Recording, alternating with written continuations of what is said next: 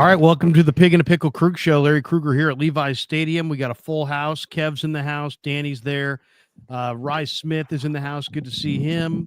Frank Red is in the house, and we want to hear from you. Niners lose. The season not mathematically over, but pretty much over. But the Krug Show, live from Levi's, rolls right now.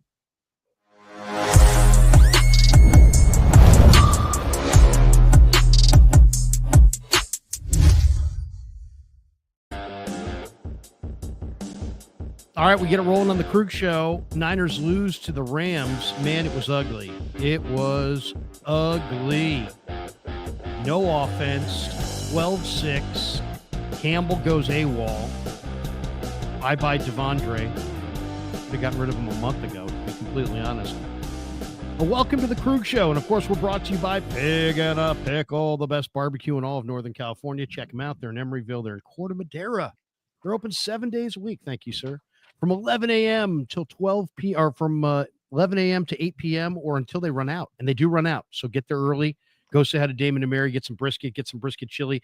Tell them that Krug sent you. We're also brought to you by Sharp Corner Sports Cards and Collectibles.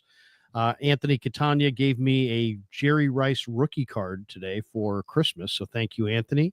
Good to see you at the game today. And they, of course, are in Pacific Grove, California. And I don't have Anthony's phone number in front of me, but I will get it. But, guys, 12-8, 12-6, the final. The Niners get 2 field goals, and that's it. And you know what? I talked about this game an awful lot this week, and I said there's one key and one key only, and that is in Matthew Stafford's losses this year, and the Rams' losses, he had been sacked only 6 times. In their wins, I should say. In their losses, he was sacked 22 times. In other words, if you get to Matthew Stafford, if you put pressure on Stafford, if you hit Stafford, if you sack Stafford, you're going to beat Stafford. And I said it this week. I said, if the Niners sack Stafford and hit him a bunch, they will win the game. And if they don't, they will lose. They did not sack him one time. They only had 5 hits on him all day, 3 of them from Nick Bosa. Bosa played. He got three hits on the quarterback. Evan Anderson had 1. Yatir Gross-Matos had 1, but not 1 sack and only 1 tackle for a loss. And I know, we can talk about the offense, and we will. And they, Debo, what a train wreck he was tonight.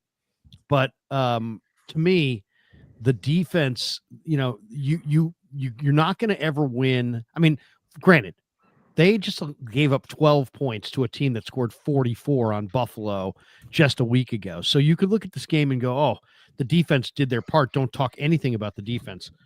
But the defense did in this game exactly what the defense has done all year. They're great early and they fade late.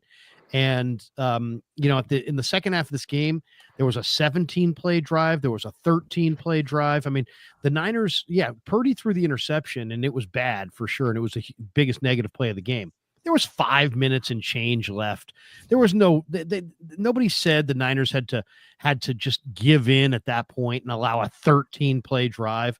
And of the 5 minutes and 15 seconds left on the clock, allows Sean McVay to burn out like 4 minutes and 55 seconds of it. I mean, they could not get a stop when they needed a stop. Not that their offense was good. The offense was horrible today, but it's, and then more penalties on special teams. Just a frustrating game all the way around, a frustrating year all the way around.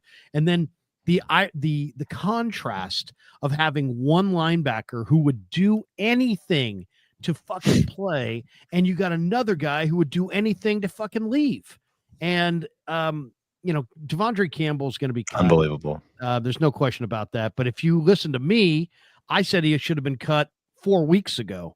And you said that if he got benched, he would pout. I was going to give you credit for that, Dad. The one thing you did say repeatedly is that if he gets benched, he's not going to be happy. And I think nothing could be more true. Yeah, I mean, I picked that one. I quit. I'm leaving. This guy is the kind of guy. I don't think you would have expected that, though. That I've never seen this before. Ever. Well, I've been around enough players to know the behavior type of like powerful locker room presence, proud guys whose game has escaped them. And they're too it's foolish pride at some point. Yeah, I said it on my show earlier. Antonio Brown did that, and he never saw him again. I don't think we'll see Campbell in the NFL again. No, I mean that and word gets around. I mean, George Kittle was like, I wish somebody told me when I was on the field because I would have said something. I would have loved to have seen what Kittle would have said to Campbell. Campbell's kind of a big, fearsome guy for sure, but you can't play dead. I mean, seriously, I mean, it's not personal. Just you either do or you don't. You either can or you can't, and he can't. And they were trying to get him to replace Dre Greenlaw. I mean, you got to be kidding me. And they should have seriously, cut him 5 weeks ago and found a good, fast young linebacker. Ernest Jones was traded. There's guys that have been out in the marketplace, and they just rolled with Campbell. I mean, literally up until like 2 weeks ago, people were telling you that they liked Campbell. So I mean, Sorensen this minute says he likes Campbell. So what are we talking about? But also on the Campbell front, like he's played shitty all year, yes, but he's played better recently. And I feel like what adds insult to injury over all of this is that when they actually needed him, he said, "Fuck you, I'm walking off the field. I'm not playing." And that made the Niners play Demetrius Flanagan fouls, who's literally limping around on the field. And then Kyron Williams goes on this drive where he just runs up the middle. And that's when you actually could have used Devondre Campbell. For as bad as Devondre Campbell has been this season, when you actually could have used him, he said, "Fuck you, I'm going home. I don't care about this team sport. Football is the ultimate team sport. I don't care about any of you. I only care about me. And I'm pissed off that I got sat for one game over an all-pro linebacker that started for the 49ers for the last 4 or 5 seasons. I'm going to be mad about that and only care about myself." And that's just ridiculous. Yep. No question. I mean, their playoff chances were pretty precarious even before the game. And if they won, there was still, like, I think they put the odds up tonight on the channel. I think it went up to like maybe 40%, something like that. If they won 13, no, it was 13. I can't remember what it was, but it was low. It was 23. But he basically gave the whole season away, because if he's in there and he does stop Kyron Williams from getting those first downs, instead of Foles, like you said, playing hurt, I can't believe that. I would be shocked if there's not an announcement tonight by John Lynch and just saying he's gone. Trust me. When I say he's gone, he's gone. All right. I mean, I don't make the decisions, but I know enough about the decision-making, process to know that Devondre Campbell will be not in the facility. He will not, when we gather later this week for media, he will not be there. Well, he should have his key turned in tonight. Seriously. There's nothing you could have done there's nothing more disrespectful Devondre Campbell could have done than say, when someone gets injured, say, "I'm not going in." That's the most disrespectful thing you could have done. And he did it. Greenlaw was what's worse? Greenlaw, you could see, was like speechless. He's like, "What?" I mean, all he said was like, he's like, "Man, he didn't want to play." I was like, what do you say? What do you say when a guy just is like, "Hey man, I don't want to play"? I mean, I'll tell you this. I'll tell you why it's super selfish. I've seen guys retire in the middle of a season. That's less selfish than this. There's only so many guys that can be up on game day. And when you take one of those roster spots and then duck out on your teammates, it's not like it's a victimless crime. I mean, you're literally putting it off on your teammates. And as Kev said, I mean, Flanagan Fowles was dinged up. D Winters had a neck injury and he looked like in a lot of pain in the locker room. And, the Niners were shorthanded and Campbell just left him in a lurch. So, bye-bye Campbell, good riddance. I mean, they should have dumped him for, I suggested 6 weeks ago, dump him for a guy like a Kalen DeLoach. Go get somebody who's fast. Go get somebody who's fast who can play coverage and who can be a special teams, maven, not some entitled, former guy who's got a lot of pride but not a lot of game. I mean, it just didn't work. It didn't work. And I'll say the other thing, and you guys, Frank, I mean, from a guy who played college sports, I mean, you could speak to this. It's like when you have a certain culture in your building, and everybody that let's say you recruit all is the same culture, or everybody you draft is of the same culture, and then you start running out of players and you have to go into other teams' culture to go get their veteran players, whether it's baseball and his name's AJ Pierzynski, like the Giants did years ago and gambled on a guy and it didn't work out, or if it's, who was the guy, Kelly Oubre for the Warriors, who clearly just did not understand the Warrior culture. He hadn't been groomed in the Warrior culture, and it was like a really, really readily apparent, like right away. Well, the same thing you could say for Campbell. The Niner culture is you play hard, you play fast, you play physical, and you play for your teammates and you play for your team. And he didn't demonstrate any of that, and it's really because he's not part of their culture. He's a veteran that grew up in another team's culture and has just come over here and trying to fit in. But that's what happens when you have to go outside your room to bring in guys who already have habits. They may not jive with what you want from your football team. Simple as that. Well, hopefully, I see Frank's comment up there. Hopefully, Campbell isn't a distraction of what really is the problem. Well, yeah, let's talk about it. I mean, we're just Frank. Easy, Frank. Relax, Frank. We're going to get to it. You can't talk about everything at once. Not you, Frank. The other Frank. No, I got it. I'm good. We're not talking to Frank Red. We're talking to Frank Weber. Relax, Frank. But Frank Weber, yeah, relax. Yeah, Frank hasn't talked in 5 minutes, and we're telling him to relax. No, but overall, I would say the thing that is just most baffling is you have a red hot Jawan Jennings. You have Garendo, who's been playing really well and is kind of dynamic. You have George Kittle, who is remarkably fresh, and yet you came out in this game and you drafted Ricky Pearsall in the first round, and you came out in this game, and I'll never be convinced that they weren't trying to go to Debo. He touched the ball like 5 times in the first quarter and only had like 13 yards to show for it. So they came out and it was clear as day they wanted to go to Debo, and they tried to go to Debo and he just wasn't up to it. That's what I saw. What did you guys see from the offense? Yeah, I mean, I think we all kind of knew that they were going to go to Debo for this game, and honestly, I thought it was a good idea. I thought he would back it up. I thought he'd turn back the clock and really, because it's not like he's been a bum in every game this year. It's been trending terribly the past 5 or so games, but he's had moments this year, and he had a bad game.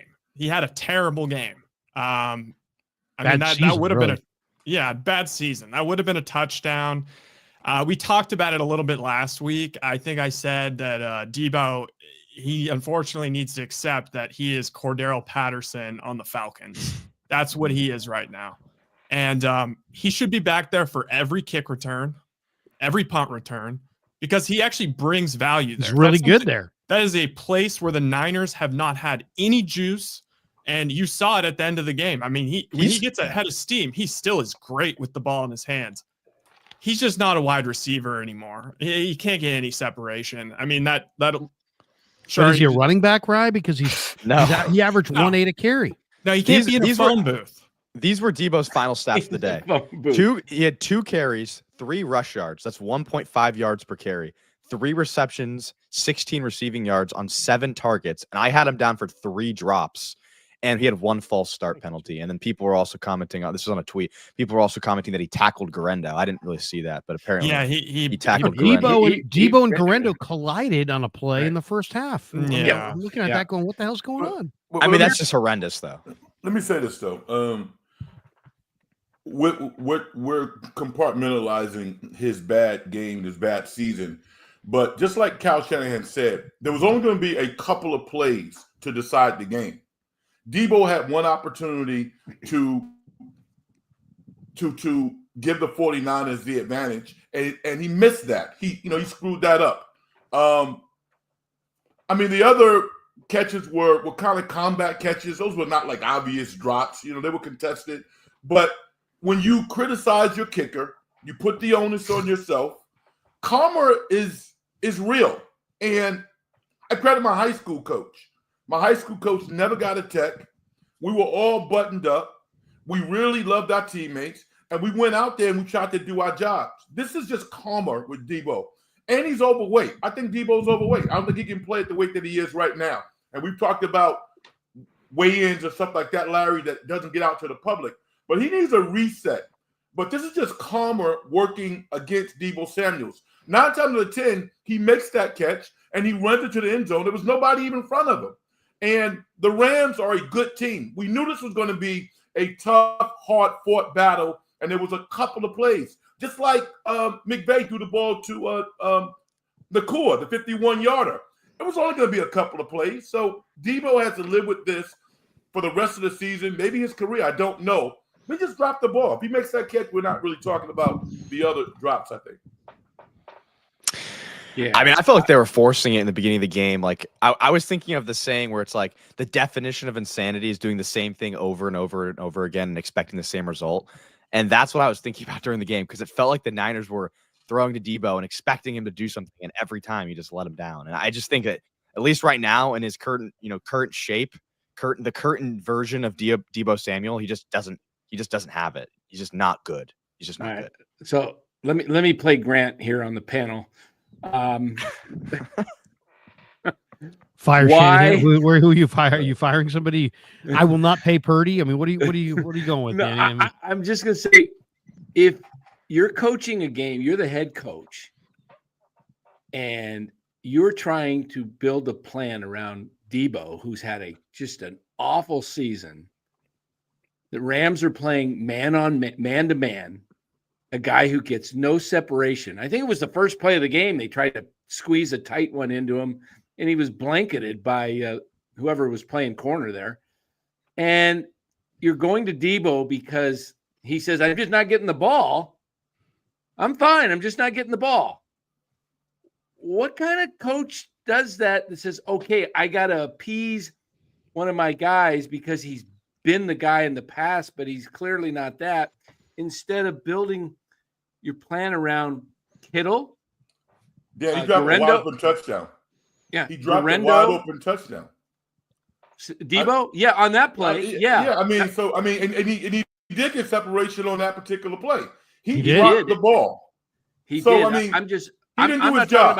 I'm not just talking about that play though, Frank. I'm talking about the beginning of the game. It was just like, give the ball to Debo. Like Larry said, 5 times in the first quarter, getting nowhere.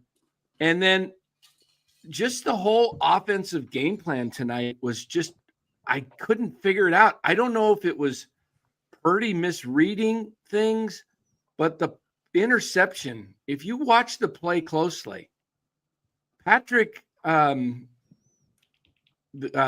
just drew a blank. The running back, Taylor, wide open.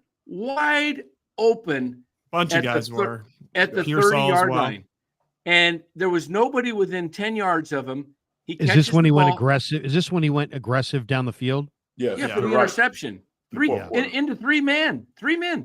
Danny, there were 2 other times I felt like Perdy had guys open underneath and tried to go down the field. He needs to show more patience, especially in a game. They weren't trailing by a bunch. It was a 3-point game. The game was always they were in field goal range too. Yeah. Yes.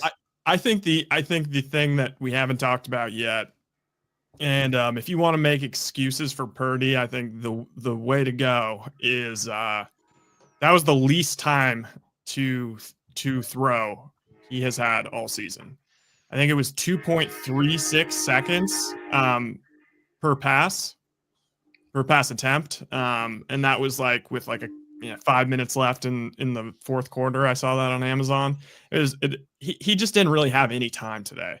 And even on that play to Jennings, he 100% made the determination that he was making that throw, and he just let it fly. And part of me, I enjoy that out of Brock. He says, you know what, Jennings has been the best guy all year.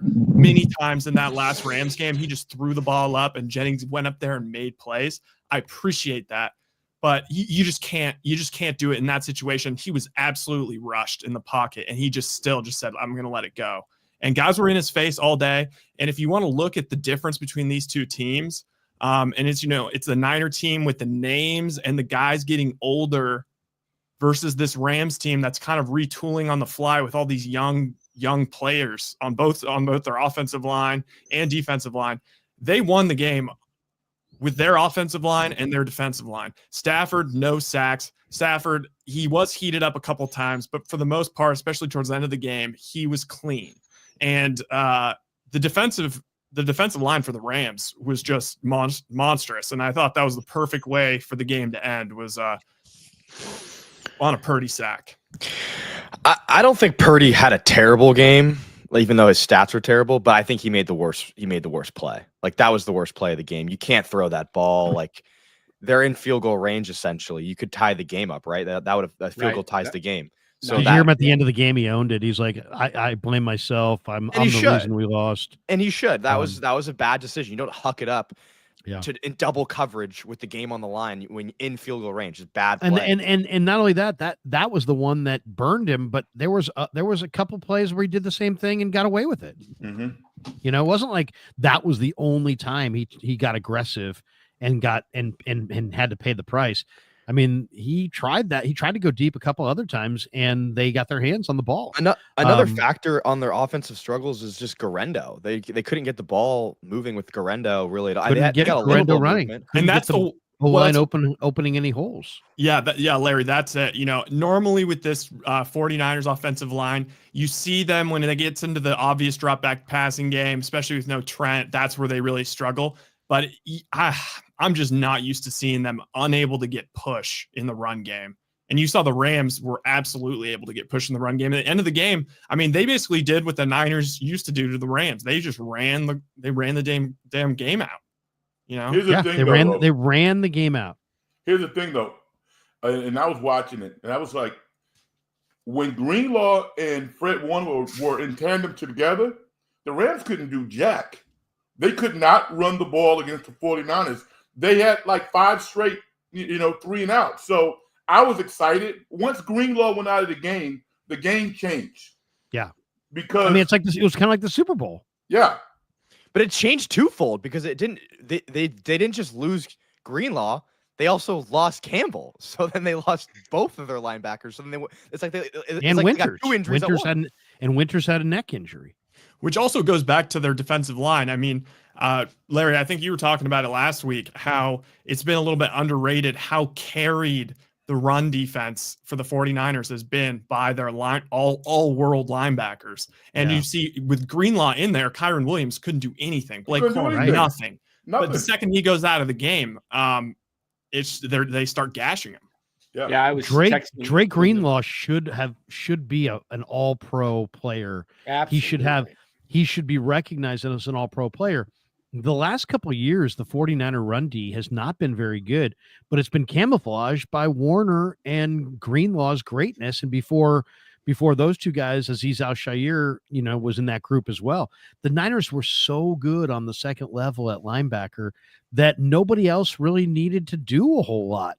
And now they're in a situation where, they don't have Azeez. He's in Houston.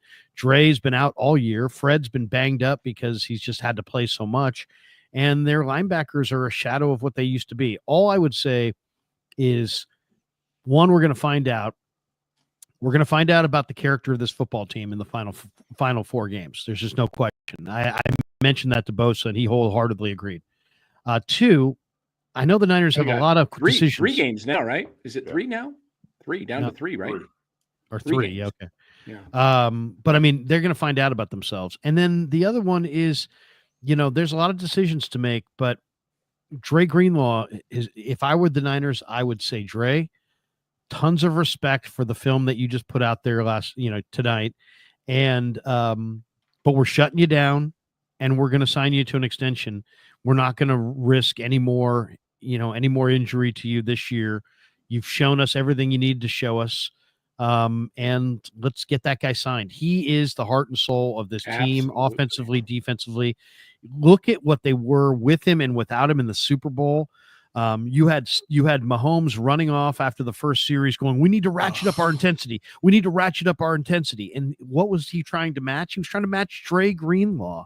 And so they gotta clone that guy. They gotta go find other guys like him, and they have to re-sign him. He has to be re-signed. Yeah, I to texted add to what you Los said. tonight during the game, and I said, "Man, if they had Greenlaw in that Super Bowl, the whole Super Bowl, Niners would be the champions right now. He was They would have. dominant. They would have won that game, no question about it. I mean, the difference is too, like Campbell throughout the year has reacted to plays. Greenlaw dissects the play and he attacks. Right. And and that's just the difference. It shows, I mean, he's running 100% like a missile to the action. And he intimidates the offense. You saw that tonight. And what that did, it also gave Fred Warner the space that he needs to run people down. He was outstanding also with a broken ankle. So I was excited when those guys were playing in tandem. They also make the safeties better because then they can run to the ball. Yeah. Because Hufanga looked better. He looked better tonight because they don't have great hands, but they run to the ball and they gain tackle. They looked a lot like last year's defense when they were really good when Greenlaw. I didn't know that he had that much impact on the game. I mean, on the team, but he does. It was pretty amazing to watch. They missed Mustafa. They missed Mustafa too. He's in that same Greenlaw kind of built mode. I mean, he's mold, I should say. He shows up to destroy and seek and destroy. He was hurt, couldn't play. Two comments here from Kenny Powers, who says it's going to be a long time until this 49er team is ready to compete at a Super Bowl level again. And then he follows that one up with 5-year rebuild. What do you guys see? It doesn't take 5 years. What do you guys see as far as where the Niners are at? And, you look at the rest of the conference. Green Bay and Detroit are better and younger. And you might look at that division and say Arizona, Seattle, and the Rams are all better and younger. What do you think? How long is the rebuild going to take in your guys' estimation? I mean, it could be by next year. Yeah. I feel pretty good about them next year if they're going to have a last place schedule and a good draft pick. And, there are some blessings to seeing some of these vets struggle because it means it's the NFL, this is not the NBA where we're going to hold on, a couple of years too long just because they meant so much to the franchise. It's time to make changes and it's time to do uncomfortable things. They made decisions, to extend Debo, to sign an Ayuk this offseason. They made those decisions to really just go for it, take one last big swing. You look at the healthiest organizations in the league, Kansas City trading Tyreek Hill, the Bills trading Stephon Diggs, and just the Bills, Chiefs, just reloading, even the Rams to what they're doing to some extent, just reloading on the lines. That's what they need to do. They don't need to bring in some, they don't need Hargrave. I guess he's restructured. They don't need to bring in any more vets that were names. They need to start rebuilding their offensive and defensive line with young dudes. That's what needs to happen. And wide receivers are available at every trade deadline. I mean, Yep. I don't know what they're going to end up doing, but that's, you can see it this year. They're available every year. They just need they need more dynamic receivers. Yes. Yes, Larry. No more Ronnie Bells, no more of these guys that, he's got good this and that. If you're going to have Debo and you're going to have Ayuk and you're going to have Kittle and you're going to have Pearsall, you got to have somebody who can take the top off the defense. You got to have a space creating element to your offense. It's kind of like NBA ball when there's too much, when everything's too clogged because you don't have 3-point shooters. Same thing in football. I mean, you have to have a deep threat or they defend you inside of a 12-yard box and strangle you out like a boa constrictor. You have to be able to spread the field horizontally, vertically with speed and big playability, and they just don't have that. How do you get? I don't understand exactly how the whole thing works when you've got cap, and you got a hard cap, and you got guys that are extended. How do you move off of them and rebuild like guys like Debo? For Debo, I know for Debo for a fact they just extended him, so they turned all of his remaining base salary into bonus money. So that means that they basically are on the hook for his salary. So if they cut him after June 1st, they're gonna have to, it's all gonna hit the cap. or that they can spread it over 2 seasons, but they're going to pay him like $10.5 million of his $11 million that they owe him. Larry, I think it goes back to what you've been saying throughout the season.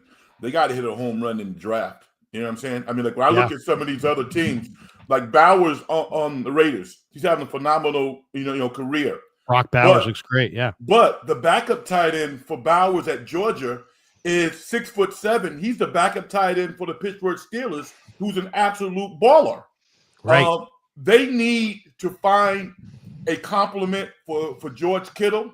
Kittle's still playing at a high level. I want to see them be more physical. And you don't get more physical by going out and getting all wide receivers. They got some guys that they are committed to. I want to see them get a really good tight end. When I look at the 49ers throughout history, they've always had quality tight ends. And they got one in Kittle, but they need another one who can catch the ball and sustain drives. They don't have that right now. Samuel Elliott says our receivers are slow and can't separate. We need Ayuk level wide receiver for Perdy to be effective. Put him in Miami and he'd be better than last season. Perdy has had some regression this year. There's no question about it. How much of it is his regression? How much of it is the play calling? How much of it's the weapons? How much of it's the injuries? How much of it's the line? I just think that, I think the one thing that's pretty clear is that there's been a lot more pressure on him. And at times he's bailed from the pocket prematurely, sensing pressure. He's had, a lot of good moments where he's run around and created plays, but he's also had some bad moments and turnovers and times when he's too aggressive. And to me, the one thing he's got to do is last year he had his dial, perfectly set as far as risk reward. This year, his risk reward dial is off. There was no reason. Rye said it before. It was a 3-point game. They were in field goal range. There was no reason for him to put the ball in harm's way twice there. And he did it. And he got away with it once. And the second one, it was picked. So, I mean, it's great to be aggressive. But you know what? Sometimes it's best to take the check down and live to fight another day. You got to remember that when you're possessing the football, the defense is under pressure. And you're not under pressure. They're under pressure. So if you can keep possessing the football longer, even if you're just moving it slowly down the field, the defense gets tired. I mean, we saw the Niner defense get tired at the end of a 13-play drive, a 17-play drive. You start to wear down. Well, Brock, you got to take what the defense gives you, and you've got to be a little bit more circumspect about putting the ball in harm's way. And I just think that he's a little bit of a riverboat. It's funny. Everybody called him Dink and Dunk, which is just so preposterous. If anything, he's like a Brett Favre. I mean, he takes too many chances. That's who he is naturally. And I think it's up to Shanahan and the offensive coaches to build a better offensive line, build that fortress around him, surround him with some more explosive weapons, and start just getting the ball out of his hands and playing with rhythm instead of having him drop back and trying to, show that he's, a franchise quarterback. It's like, no, take what the defense gives you, keep moving the ball down the field, keep that pressure on the defense, dominate the time of possession. He's taken too many chances. Unneeded chances in the last month. Way too many. And you just, like you said, Larry, and take what the defense gives you, move the chains, get 4 more downs, and quit trying to go for the home runs. The other thing that the Niners got to do, and you talked about building the offensive line, this has been part of my frustration. I don't know what the Niners are going to do with Kyle having control of personnel.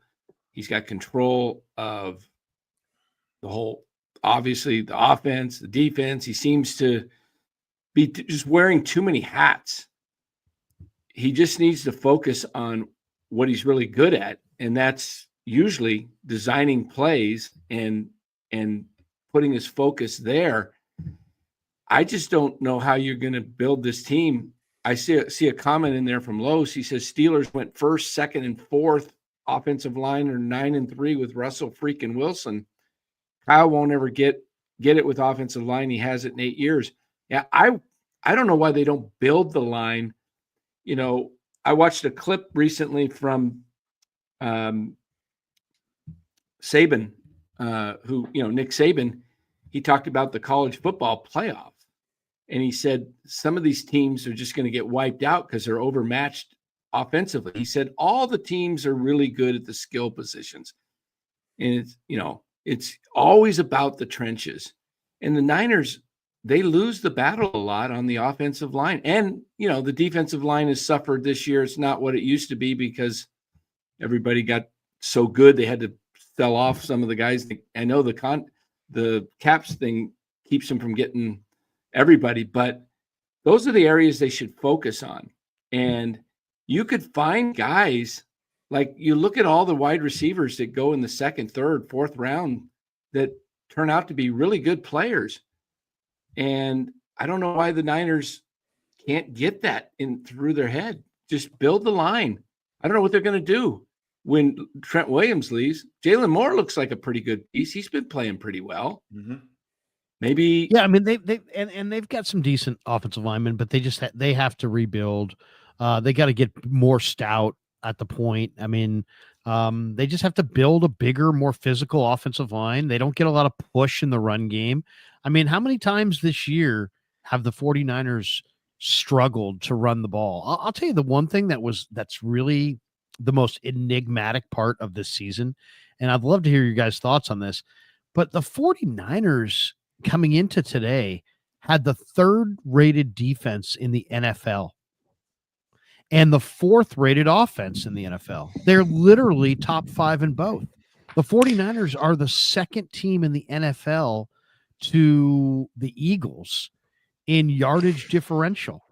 They have it's shocking. I mean, I haven't seen this talented of an offense look this shitty in a long time. I mean, look at what they are. They're third in offense. They were third on defense and fourth on offense, and yet they're like 11th on points on offense, and they're like 21st in points allowed on defense. They're the worst situational football team I've ever watched. Yeah, I've ever watched. I mean, at least for the defense today. I mean, the offense, because the offense didn't play very well. The defense, like, you allow 12 points, you'd say, oh, wow, the defense really played amazing today. It's like, yeah, they did until they needed to get a stop, and then they couldn't. And, like, that's been the theme of a lot of the 49ers losses. What was that last play when it was Hufanga and somebody else? Puka went in motion and it's third at the 2-minute warning. Yeah, it was number 2. I can't think. Is Lenore. They both went with Puka in motion, and they just left the tight end to just go play pitch and catch. With it's like, just like, how does that happen? I mean, I know it's a breakdown. Obviously, one of the guys wasn't supposed to go, but you can't have that happen with the biggest play. Really, that was I texted somebody on that. I said, the season's on the line right now. This 2-minute, if they get the first down, season is mathematically over. If they stop them, they might have a small chance of surviving. I think it's what Kev said, though. I mean, whenever they got into those situations where they had to inflict their will on the offense, they haven't been able to do it. So you could tell that they got nervous. They got skittish. Most really good defensive teams in that situation, they just go to their base defense. They're not worried about somebody running across the formation. Whomever's over there will actually take them. They got nervous and they got skittish and they got out of position. And McVay knew he was – I mean, McVay showed tonight how good he was. We already know how good he is. But he knew that he could get the 49ers off balance, and they did. They threw a little simple pass to the tight end on a play that the safety or the linebacker should have been able to run to that action and put that guy on the ground before he got a first down. Here's the thing, Frank. If you're playing the 49ers, why take any chances? They're so shitty at situational football. Right. Just hang around and keep it close. If you keep it close, if a team's horseshit at situational football, they can't win close games. Yeah, and that's where the Niners are right now. They're so bad in situational football that if I'm playing them, I'm not taking any risks. I'm not taking any chances. I'm just going to hang around, and win at the end and beat them at the end. By the way, we have this one. Where was the? I thought we had. Wait a second. We had a guy in here who said He wanted a Jerry Rice card. He said, oh, here we go. Can you dig it, sucka? Says, I want a Jerry Rice rookie. I want a Jerry Rice rookie card. Look what I have right here. That is a Jerry Rice rookie card. This is my Christmas present from Anthony Catania, the owner of Sharp Corner Sports Cards and Collectibles. He gave me a Jerry Rice rookie, mint condition. This thing's probably worth more than my car. Got to hold on to it. So I have it on me right now. So can you dig it, sucka? I want a Jerry Rice rookie card. Well, you can't have one. But Probably shouldn't show that where you're at. Make sure you walk out with somebody tonight. Yeah, that's a classic one. Guys, I have something valuable on me. Everyone watching? I have something super valuable on me, and I will be walking to my car alone in about 45 minutes. And everyone knows exactly where you are. Frank, do you think you can meet me out front? Walk me to my car. All right, we got this one. Hey, Zeus, people wanted Campbell to quit long ago, so why is it a big deal that he quit? Good, he quit. There you go. But it's not just quitting. Him to quit. We wanted him to quit before the game, not in the game. No, but if he quit yesterday, great. But if you quit during the game, that's when you screw everything up. Well, the question is that's inexcusable. Here's the question. JD's in the house. What's up, JD? That doesn't happen. What's going on, guys? What's up? That doesn't happen in the moment. You quitting. You're brewing all game long, and that's kind of in his mind, like, I'm getting out of here the first moment I get a shot. Well, JD, let's throw it to you. Before we've been kind of going back and forth. Some people are like, hey, you guys are filibustering on Campbell and the defense, and really you should be talking about the offense and Kyle Shanahan. And the most angry people in the chat are like, fire Kyle Shanahan. What do you got there, Kev? You putting this up, is Campbell smirking as he walked off the field. Just paint a picture. Yeah, well, JD, what is before we get to Shanahan and the offense and the struggles, what is your take on Campbell quitting on the team and that was kind of the big story in the post game. What did you think of it? Yeah, I mean, look, you can't do it. Obviously, I mean, I do think he had his mind made up. He's been a frustrated player the entire year. I think he had a real disappointing start. I mean, nobody was attacked more by opposing offensive coordinators than 59 in the first half of the year, to the point where the Niners had to pull him off the field. And so he wasn't having a great year on that front. The other part of it is, look, he was brought to the 49ers because of Dre Greenlaw's situation, the specifics of it. The fact that Dre Greenlaw had his Achilles injury in the Super Bowl, was going to be coming back at some point this season, but the 49ers were going to need a stopgap linebacker. And Devondre Campbell, on the downside of his career, signed the one-year deal with the 49ers to come in and it preferably, use that opportunity to get work elsewhere. And then he was horrible for the first half of the year. I mean, there's no other way around it. And I think he looked outwardly as opposed to looking internally when he struggled. I think whether it was the system or the circumstances or whatever, when the shit hits the fan, you either look inward and what can I do? What didn't I do? How can I improve? Or you look outward. And I feel like he looked outward to the point where when he became the odd man out, when Greenlaw came back, he was like, you know what, forget this. I played, I played better than everybody else thinks I played this year. And now you're going to demote me, but yet you're going to ask me to go in the game. I'm done with this. And look, it's horrible. It's the worst of the worst in terms of team sports and being a teammate. I mean, I'd cut him tonight. I mean, that's what's going to happen.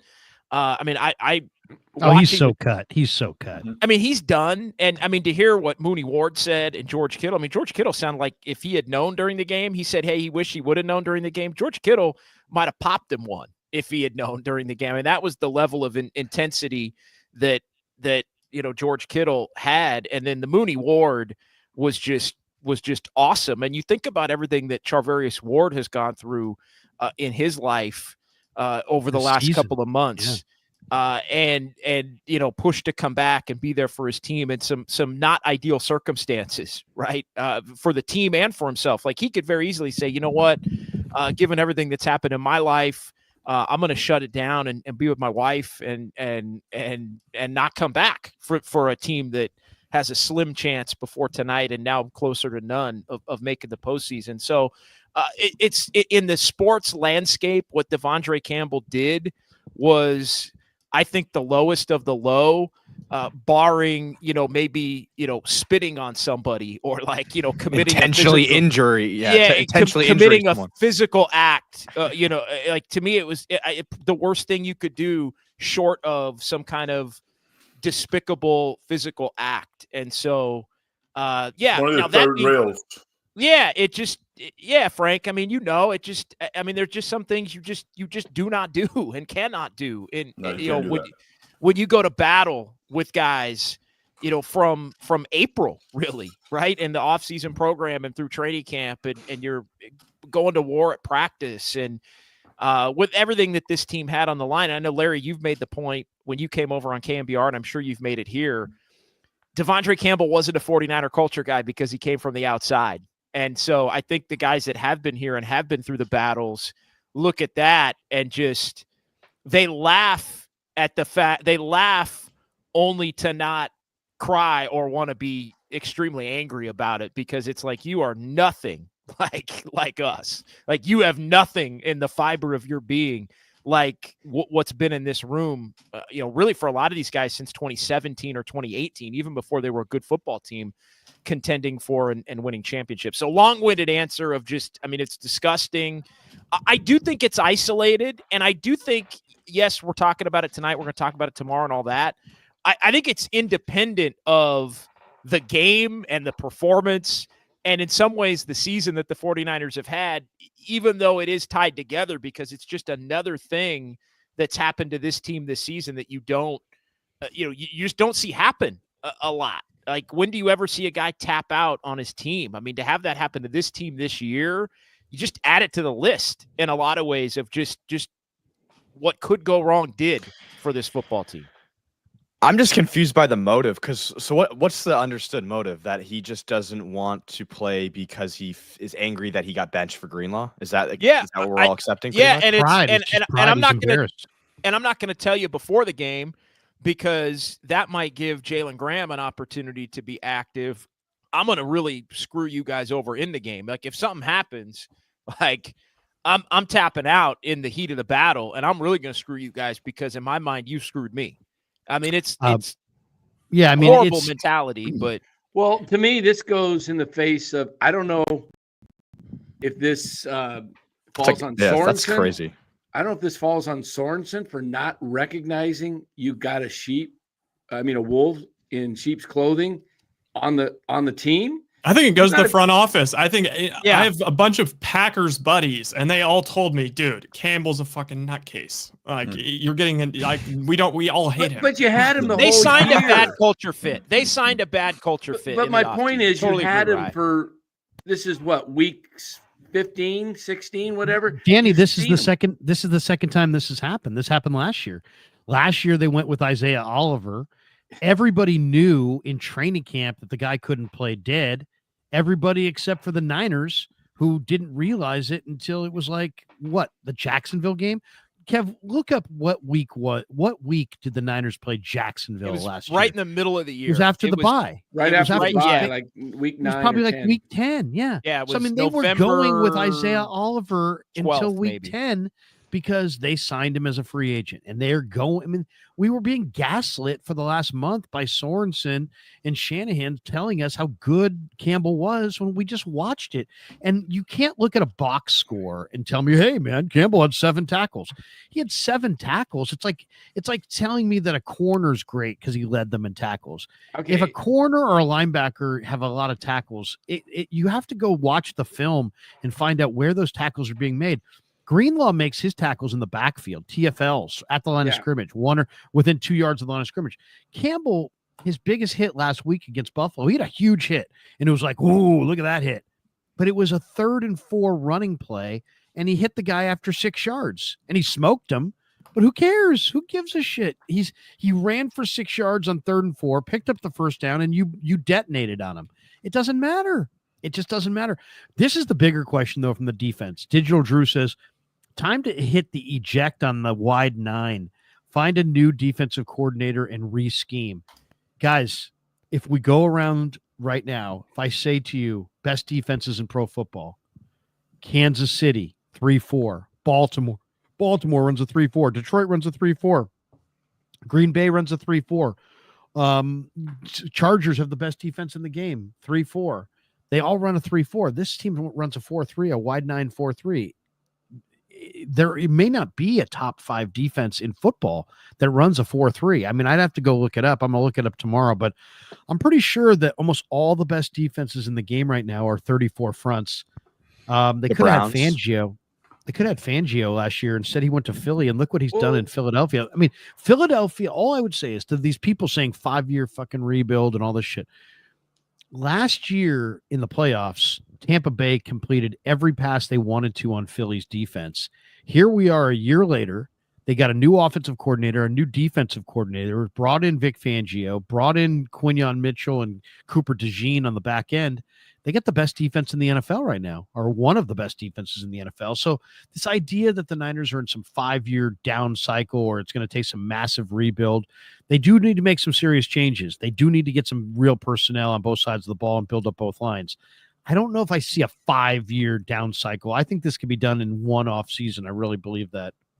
I don't know how you guys see it, but I don't think it's a long-term rebuild. I think it can be. They're going to have to make some big changes. I think Sorensen has to go. And, Staley, I don't know what you do with him, but here's the thing that's bugging me. And I know I mentioned this a couple weeks ago, and I don't want to be too controversial, but we talk about at the end of the game, situational football. They're the worst, as Kevin said, on both sides of the ball. Both sides of the ball. Who does that fall on, though?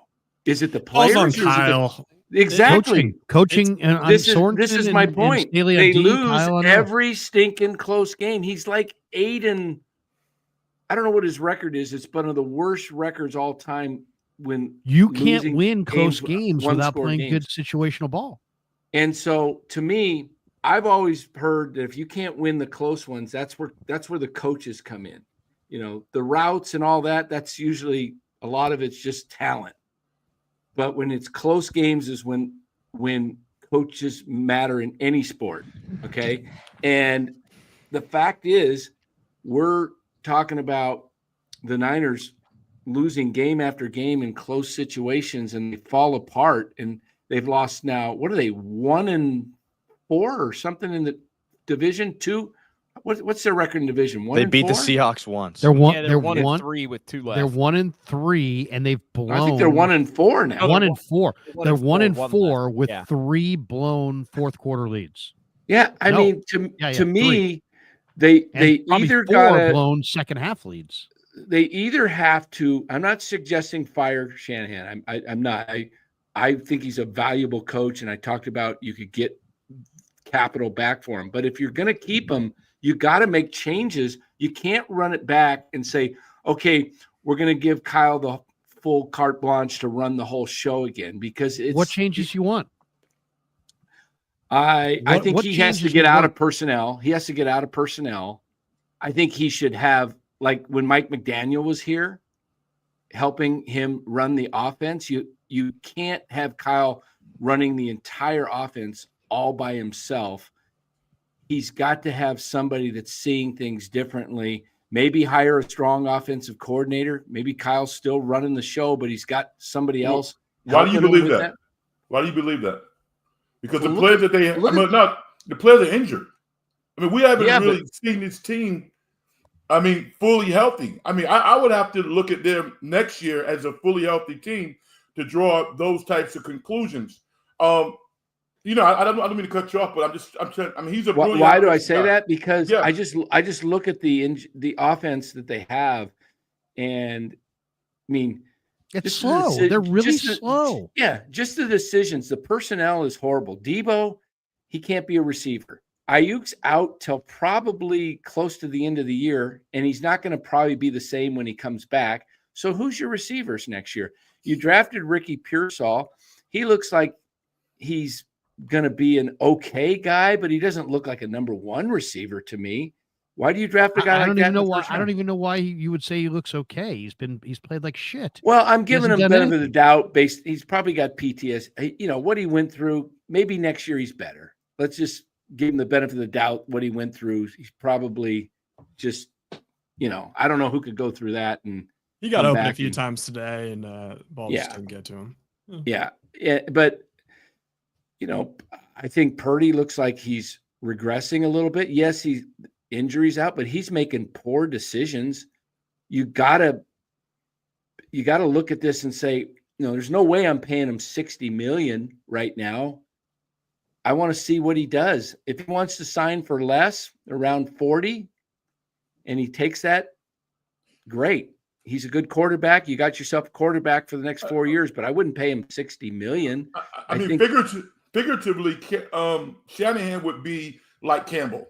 Not Campbell, but you're not going to take these play calling responsibilities away from Kyle Shanahan and say we're going to bring somebody else in and be your offensive coordinator, and you just kind of coach it. He's not going to do that. Yeah. So you know what I'm saying. So happening. no. So you're either going to stick with him. So are you gonna stick with him then and let him keep? I would stick with him, and I would because here's the thing: you look at the KC defensive coordinator. He went to a lot of games for Andy Reid. You know what I'm saying? He's a head coach. He gets the credit. But the assistant coaches, the offensive coordinator, and the defensive coordinator, the special teams coach, they also are part of that winning formula. So I actually think that's where they need to short things up. But how do you feel about his I don't know. I mean, he hired I just drew a blank on the defensive Sorensen? Sorensen. He hired Right. Sorensen, a guy with no coordinator experience. That was because they couldn't get the guy they really wanted in Ulbrich. I mean, they wanted Ulbrich. They couldn't get him. I think they wanted a number of other guys they couldn't get. Spags. They settled on Sorensen because the players like Sorensen, and they were going to bring in. Now I'm drawing. Want to get Belichick? They were going to bring in the Chargers guy, the consultant. Staley. Yeah, Brandon Staley. They were going to bring in Brandon Staley, but didn't want Brandon Staley to have the job where he had to get up and speak to the media every week, because every time Brandon Staley gets up and has to speak to the media every week, it goes off the rails. Sorensen's great with media. No, I mean, what? Look, I'm Campbell, with Frank in this sense. We like Campbell. He's really good. I said this tonight, Dan and Larry. Look, to me, Kyle Shanahan needs to whenever this thing ends here, January 5th, whatever.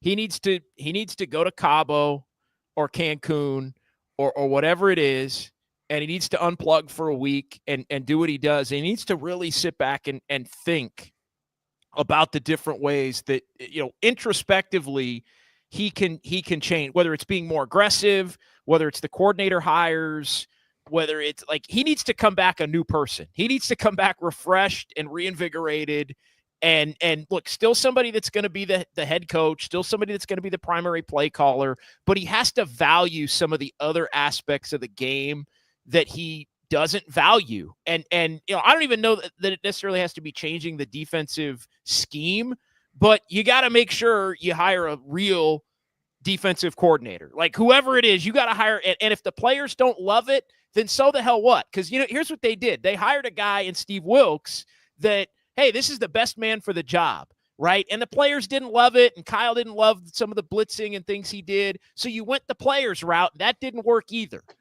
right? And you had injuries. So you got to just hire the right guy, scheme bedamned, with some experience, a guy that will help you win games, and consider it truly a third of the game. Like to me, that's what it's all about. It's take a deep breath and look in the mirror at ways that you can be better in how you are the CEO of this football team, and implement it. Like it's it's okay. I think the Eagles are at a great example, because the Eagle, like Sirianni he was fired 5 times between the December of last year and today, and he still got the job, and they're contenders again. Like, why can that not be the 49ers next year? Well, I think it can. I'm just saying there's certain things that there are trends that I keep seeing with personnel, and Kyle's got his fingerprints on everything. And their draft picks, I can name like a dozen of them over the years that are early picks that Kyle has made, and he's never built the offensive line. He keeps going with certain guys that keep getting cut or they don't even make it. I mean, the running backs, and his top picks are just not good. And he's the one that's making these calls. I think you got to get him to just focus in on coaching. Hey, if he's the great coach, let him be the coach and let him coach and focus in on that. The thing is, we don't know, Dan. We don't know, Kyle has final say, but how much does he inject himself? How much does he say, hey, I want this guy, and I don't care what the scouts say? We don't really know. So it's like, for all we know, he could have total say or no say. We know it's all under his control because Lynch was hired after him, and he's like the head of the masthead. But I don't know that he demands to have his guys drafted. I don't know. That's just me. I don't know that he doesn't, but I'm not. I think the assumption that Kyle picks everybody and that he should be stripped of that, I don't know that that's accurate. All I would say is the Eagles had a bad situation last year, offensive coordinator and defensive coordinator. They had two inexperienced guys. They went after veteran guys. They brought in Kellen Moore. They brought in Vic Fangio. They made a couple draft picks. Here they are a year later. They look worlds better. They paid their quarterback $55 million. He's kind of regressed. Hurts is not quite the same player that he was before. Let's get to the offense. There's a lot of people in the chat who are like, hey, the offense. All right.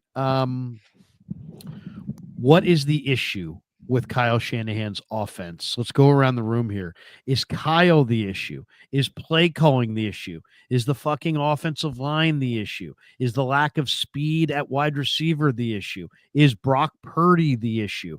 There's lots of people who are like, Brock's not him. Shanahan needs to be fired. The offensive line sucks. The receivers are slow. I mean, what would you guys say? Number one thing to make this offense go next year after it didn't go this year. I mean, this is embarrassing. You're at home against the Rams in a gotta have it freaking game, and your head coach is an offensive guru, and you get 6 points, 2 goddamn field goals is all you kick in one of the worst defenses defenses in the league.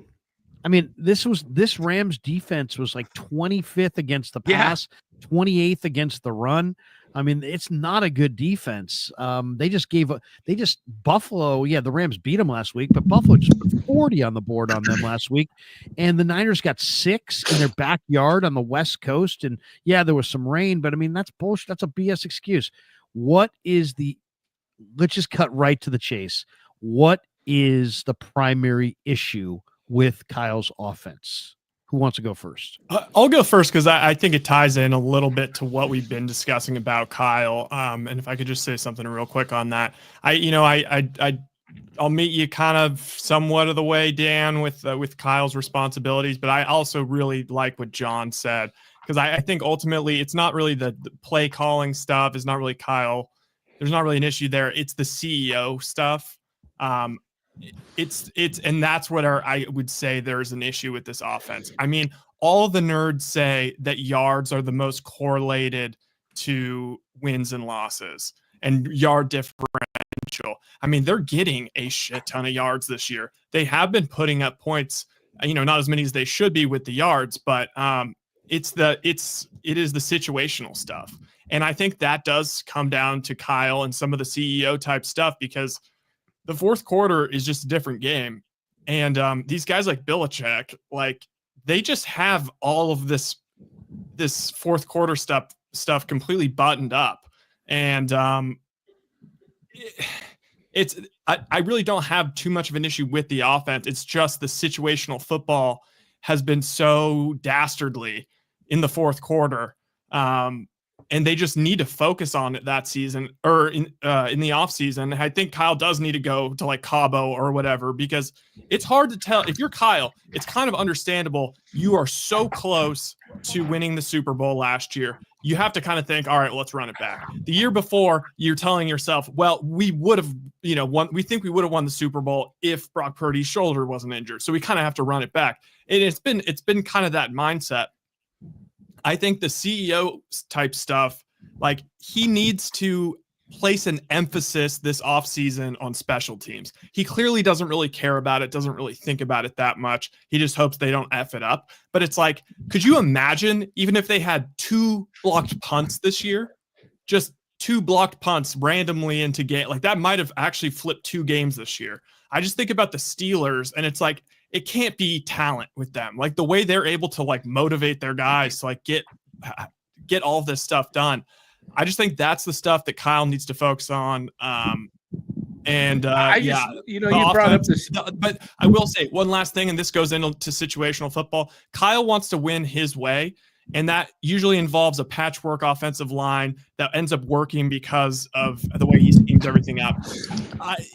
If they're not going to have the talent, and if they're going to be in these late games, and Perdy kind of wants to be a gunslinger, and you're not going to be under center, you're going to have him in the shotgun the whole fourth quarter. They need to beef up the offensive line so that Perdy has a chance to take them back late in these games. So Absolutely, the offensive line. I'll say this: you mentioned Pittsburgh. We talk about Kyle being this, mastermind, great coach. Mike Tomlin's 17th season never had a losing season, and he's had half the talent that Kyle's had. He's actually the opposite. He's like the inverse Kyle, because if you talk to Steelers fans, a lot of them want him gone because he has all these seasons where he's never bad, but they don't ever win a playoff game.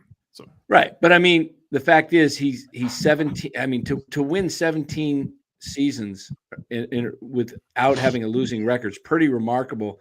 This is Kyle's 8th. I think this is now going to be his 4th losing season in 8. Now, granted, the first 2 he took over a completely depleted roster, and anybody would have lost with that roster. So I'll give him some slack there. But he did turn it around in 19, and in 20 they had the injuries, and then this year they've had the injuries. My point, what I mentioned recently is Kyle really a great coach, or is he a product of his talent? Because he wins when he has talent, but he loses when he doesn't. That's an interesting point, Dan. I mean, I just watching the 49ers, we expect them to be good offensively, and I think they will moving forward. I'm not convinced that they can't comprise an offensive team when they have just healthy players. But where I'm a little concerned is defensively. I haven't seen a 49er team be pushed around like this team's been pushed around this year. That's concerning to me. And you talked about it being masked in previous years because their linebacking core has been so good. And that makes a lot of sense.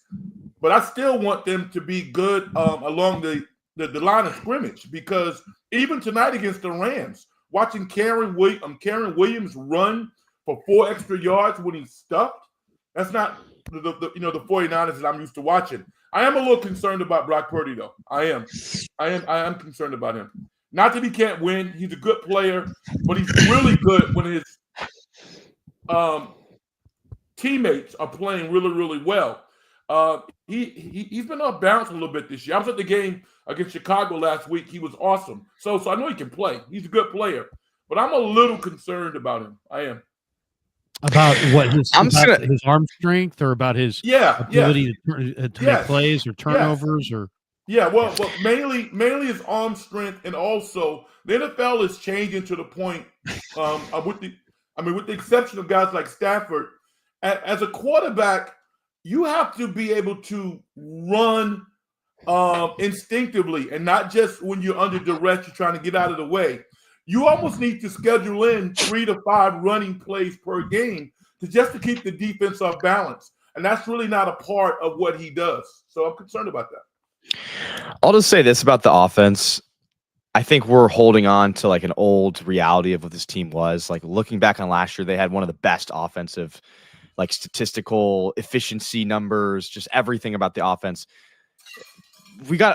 something has to be said for the fact that Brandon Ayuk's out, and when he was there, he wasn't very good. Debo Samuel is not the same player he was.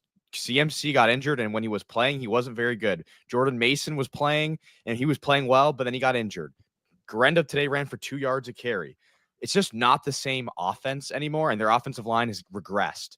Brock Purdy, I still think, is a good quarterback, but if you look at the archetype of quarterback that succeeds when stuff around him fails, it's the superhero quarterback. And I don't think any of us ever thought that Brock Purdy was a superhero quarterback, a la Josh Allen, Patrick Mahomes, etc. And now you got to decide what you're going to pay him, Kevin. That's why I wouldn't pay him the $60 million. Brock Purdy is more in the second tier of, Jared Goff. Jared Goff can be good on the Lions when he has skill around him. I think Brock Purdy can win a Super Bowl with skill around him, but this year they do not have skill. I mean, it's just be real. Debo Samuel is not a good receiver. He was once considered one of the best receivers in the NFL. He's not even close to that. He is borderline bad. I mean, he's 21. He was bad. offensive. He was probably the best offensive player in the game in the 21 season. Is Brock better than Sam Darnold? Yes. Is Brock Purdy better than Sam Darnold? So I just think you got to. I think he is. He doesn't turn the ball over like Sam Darnold does. I just think we need to think about that when we're making evaluations right now on the Niners offense. I mean, I think Brock Purdy is good enough to win with, but he's not good enough to win with if he's got slow as shit receivers, a bad offensive line, and he's on his third running back or whatever. I mean, if you want to go with Brock Purdy and decide that he's going to be your guy. And we have every reason to believe the Niners are, because Lynch just went on KMBR this week. And when he was asked about Brock's extension, he said, well, I don't want to talk about that, but Brock's our guy. So Brock's their guy, and that's who they're going with. And they're going to extend him this offseason, according to Ian Rappaport. If you want to go that route with Brock, I have no problem going that route with Brock. I think you can win a Super Bowl with Brock. But you have to build around him. You have to have a big physical offensive line that keeps pressure out of his face. Mm-hmm. Mekhi Becton was a jet. He was a tackle. He was a bust. He went to Philly. They plugged him in at right guard, and he's been really good this year. I'm not saying the Niners need Mekhi Becton, but they need a bigger, more physical, more stout interior, and they need to be able to keep pressure out of Brock's face. And to me, it starts there. You got to build up your offensive line. You've got Pooney this year, but you need to build at least 2 or 3 more spots onto that offensive line. And then you have to get some complementary weapons. The Niners are too goddamn slow. I mean, this is the slowest team. Bye-bye Juszczyk. Okay, thanks for coming. They need to have a bigger, more physical, better drive blocking fullback. They need speed at wide receiver. They need something. You can't have a 1 tight end team. They have a 1 tight end team. They got to get more than 1 tight end. They have to have speed at wide receiver. They have to have a much better offensive line. I mean, if you do that, I think Brock is going to be a quarterback that you can win with. But if you don't do that, I don't know that you can win with him. I mean, you look at it this way. You typically need a Hall of Fame quarterback to win a Super Bowl. You don't have to have a Hall of Fame quarterback. There are examples of teams that have done it without one. And I think the Niners could go forward with Brock, who's not a Hall of Fame quarterback, and win it. But they're going to have to win. They're going to have to do what the Eagles do with Hurts. The Eagles have great receivers. They just added Saquon Barkley. They've added a big-time offensive line. I mean, they've got Hall of Famers on their offensive line at both tackle spots. They added a gigantic physical run-blocking behemoth in Becton, and they're running Barkley. I mean, it's like the Niners need more dynamic weapons, a better offensive line. If they add those pieces, I think they can go forward with Brock. I think they can win with Brock. I know there'll be people that will say, get off of Brock and go for somebody in the draft or a reclamation project quarterback, a Zach Wilson, a Mac Jones. And I mean, there are people that will make the argument, oh, well, you can get those guys for cheaper than you can pay Brock. But I don't know. I mean, to me, I think the better plan is to build up around him. I don't know how you guys feel about that, but I just feel like if the Niners built around Brock the kind of talent that the Eagles have around Hurts, I think I think Brock could win a Super Bowl. Well, I think the 49ers would tell you that they believe, injuries aside, that they've done that with the exception of the offensive line. I mean, I think the offensive lines are dramatically different on those two teams, and you're going to have to whisper Larry and Kyle Shanahan's ear to get him to change his philosophy on that one. Like, I hear you on everything you said. I agree with you on all of it. But I just don't see Kyle Shanahan changing his philosophy to where he's just going to beef up the offensive line and it's going to be, top tier, 3 out of 5 guys are just awesome in terms of their, in terms of their height, weight, and push and all the, think about what you're saying. gradable things. Think about what you're saying there, JD, because that's my issue is his stubbornness to change. Why doesn't he change? He needs an offensive line. He values the other positions more. And I think he would tell you that not having – and look, I think they need all of it. And Dan, apologies for cutting you off there. But No, I'm sorry. No, go ahead. I think Kyle values the ability to have skill players that can make plays at a greater level. Like, he feels like he can scheme up around the offensive line deficiencies if he has the chess pieces that can make plays at the skill position. So he values that more. I think he would tell you that, hey, if you want this offensive line, then we're going to go back to the days of, and this is, we're going back to the days of, Kyle Williams and, Ted Ginn. And, that was obviously before he was around, but you could have this offensive line that's moving people, but you're going to have some skill guys that, yeah. I've never and I don't think Brock can win. Like, the one thing I'll say, Dan and Larry, to your point, Brock, they need 5 eligibles. Like, when this thing was cooking last year, it was Ayuk and it was Debo and it was Kittle and it was Christian McCaffrey playing at an offensive player of the year. And Jennings. Kind of a rate. And it was Jennings. So you had 5 guys. Like, if you take even 1 away, there's a dip. You take 2 away, there's a dramatic dip. So you're down to 2. You're down to 2 because Ayuk's gone and I don't count Debo. So you got Kittle and you got Jennings. That's it. So you've lost. Just think about the plays. 5. And you're scoring 6 points, Kevin. Yeah. Like you scored 6 points tonight. But think about the plays that they're running. Like think of the plays. Think of the big plays from last year. There were so many different types of plays. I don't know how to word this, but like Brandon Ayuk was running these deep dig routes, and like they were finding stuff all over the field. Now it's like, okay, you either got Kittle going across the middle, or you have Juwan Jennings on a quick out, and he's gonna run and get the first down. Like, those are their only plays now, and it's like they feel like it feels like they're throwing to 2 guys. But the question is, we're talking next year, looking at next year, you already have your Ayuk's gone. Debo, if he comes back, he's not valuable. I mean, is as a wide receiver. Ayuk not going to be back for the beginning of the season? No, he won't be back till at best mid-season. I think he's probably a mid-year. Yeah. Really? Yeah, that thing was bad. ACL. Bad. It was an ACL and an ACL and PCL, right? MCL, ACL, and meniscus. Yeah. So it's a major injury. They're lucky they have Juwan Jennings though for another year. I will say that because Juwan Jennings has made himself a number 1 on a lot of days. Right. And so I think that at least gives you a framework with Kittle and CMC. Like, those 3, are going to be coming back, Dan. And I agree with Larry regarding Juszczyk's got to go. I would make Garendo the fullback and get him lead block. That guy's built, and he can go out and catch passes. We saw a little bit of a flare to him tonight, and that was the best play for him, is get him out in space and give him the ball, because he's got great speed. And if he could learn to become that player that Juszczyk played, he's actually looks bigger to me than Juszczyk. And I think Juszczyk's a little more athletic when he could twist his body more with receptions and stuff.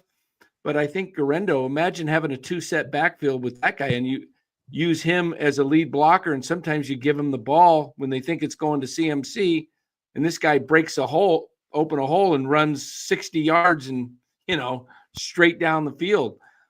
I also think with this whole offense, when you talk about what they have and what they don't have, I don't know of a team in this. I'd have to look at all the Super Bowl winners, but I would bet that most Super Bowl champions had dominant offensive lines.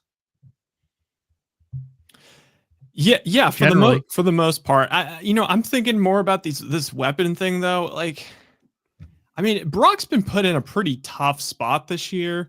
I don't want it to be like I'm carrying water for him, but really, it is a unique situation where he is somewhat asked to carry the team.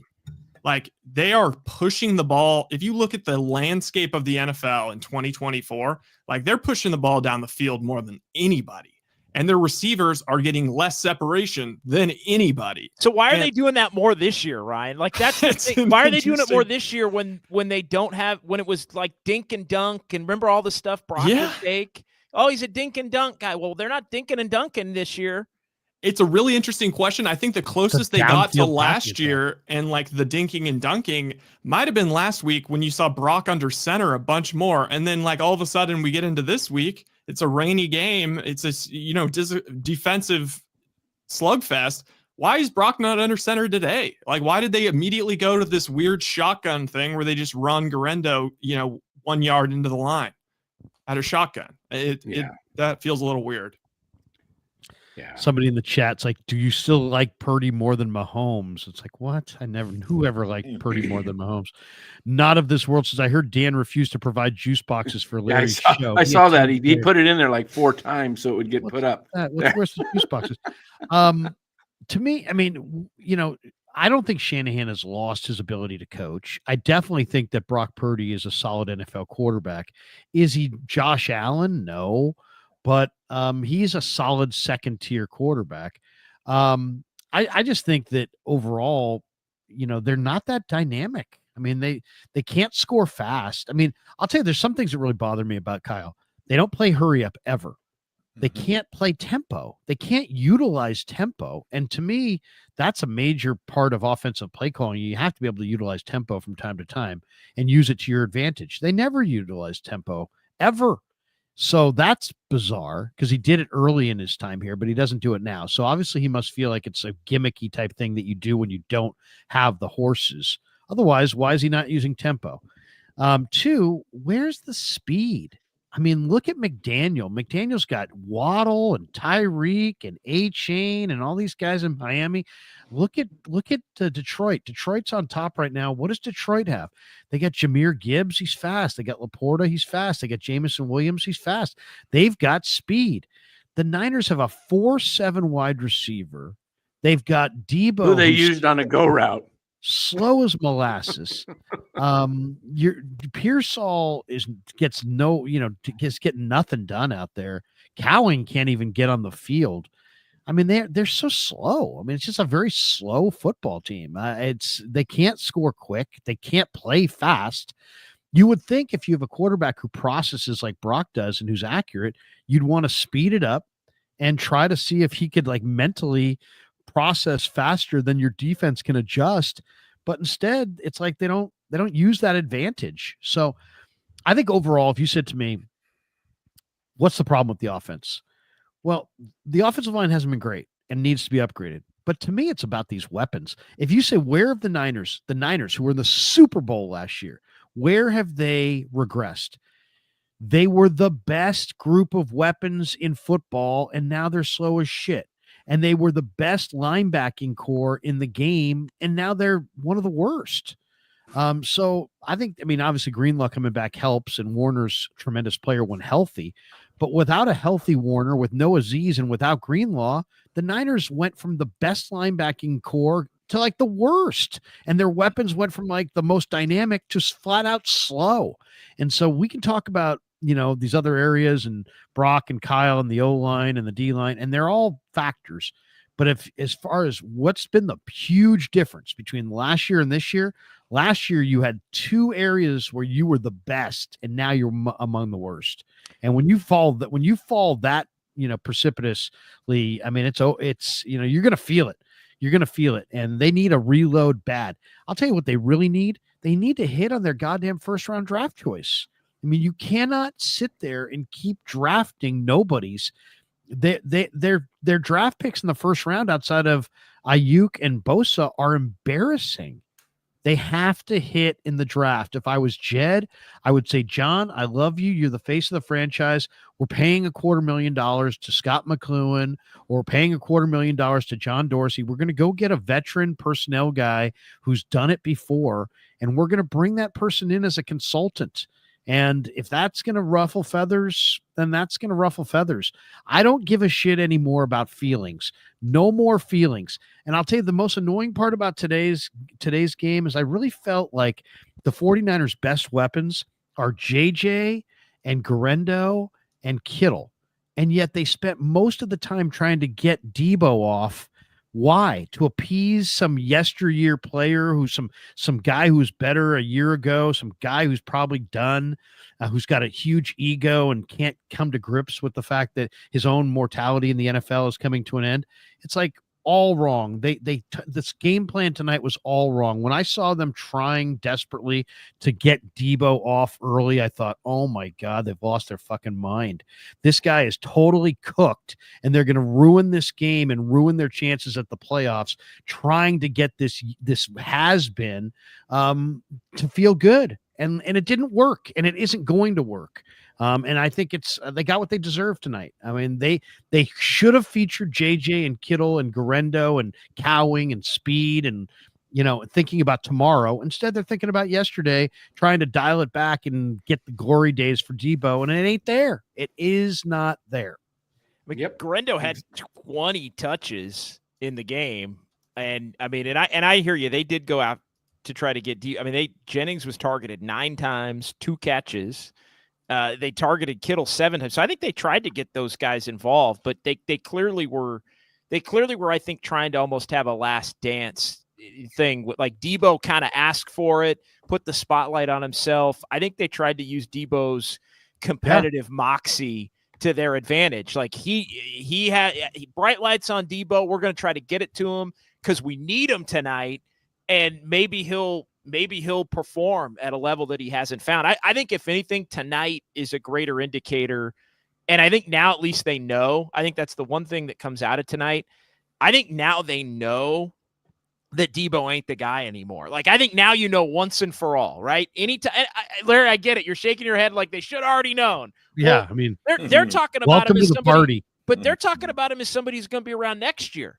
So, and I think like they openly talk about him as if it is a foregone conclusion he's coming back next year because if they think that it's time if they really believe that it's time for regime change. You can't bring Debo back. But tonight's the night that shows you maybe you can't count on him anymore. If you didn't know already, everybody needs that one night where it just you give a guy a chance, you give a guy a chance, you give a guy a chance. And then it just kind of hits you. Oh, wow. Like, yeah, it's over. And I think tonight was kind of with the drop in the middle of the field that would have been a touchdown. That was all right, it's over. Like it's undeniable now that it's over. But he can be a great kick returner. He is a great kick $20 returner. million or whatever for a kick returner. He's a great kick returner. He's a great kick returner. Let's eat up. Let's eat up a fifth of the cap or whatever it is. Maybe he could. Can he pitch? Maybe the Giants could get him and put him in the pen. All right, let's hit some supers because they're backing up on us. And I wanted to ask you a quick question before you hit the supers, Larry, about quarterback. I don't answer questions. Oh, go ahead. You've seen him. I've seen his highlights at SMU in Wisconsin. Who's more athletic? Who's more athletic? I'm not saying who's a better quarterback. A young Dan Cochimilio or Tanner Mordecai? Mordecai or Perdy? Who's more got more zip, who's speed? Mordecai's faster. Mordecai's got a faster 40. Mordecai ran 4.46 in the 40. So if you are looking to sign Brock Perdy and you think he's the guy, or you're not sure he's the guy, maybe to pay $55-60 million, and you're basically out of it, why wouldn't you just look at Mordecai over the next 2-3 games, see what he does? They may. And maybe he develops into something where you don't get rid of Brock. He's still your quarterback next year, but you don't have to sign him to an extension. And let's see what Mordecai looks like in year 2 in the system. You're And saying instead of Brock? no, Now I'm you're not high. saying Now you're I'm high. not I'm not saying give him the job. I'm saying let him develop and I see know what what you he got. is I mean, before you commit to Brock. No, I hear you. I hear you. They like Brock, and they've in their minds they're gonna pay Brock right away, and we can debate that too. And what should they pay him? And maybe they'll get a good deal because they're paying him now, and he's kind of coming off a regression year.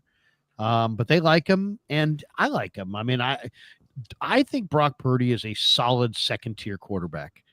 I don't think he's Mahomes. I don't think he's Allen. I don't think he's Lamar. I don't think he's Burrow. I don't think he's a top-tier guy, but I do think he's a second-tier guy. I think he is. Let's hit some supers because I'm getting the look here from our friend who works up here in the press box that she's like, give me that look, like, you got to be fucking kidding me. You guys are going till 11:30, but it is late, but we will hurry through here because we've already gone for an hour and a half here. Jason Chayer says, I'd trade Debo for a cheeseburger, but he'd try to eat it and drop it on the floor mid-negotiation. Look at that. Look at that.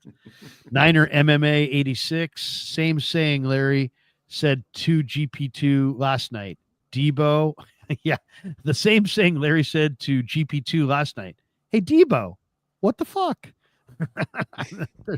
That was from GP2, that terrible pass last night. I mean, Call timeout. Dude, what are you doing, dude? Have you never played basketball before?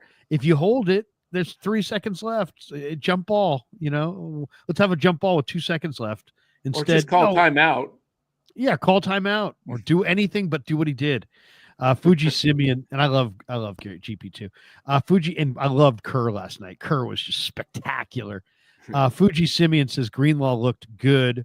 Hope they extend him. Yeah, he absolutely looked good.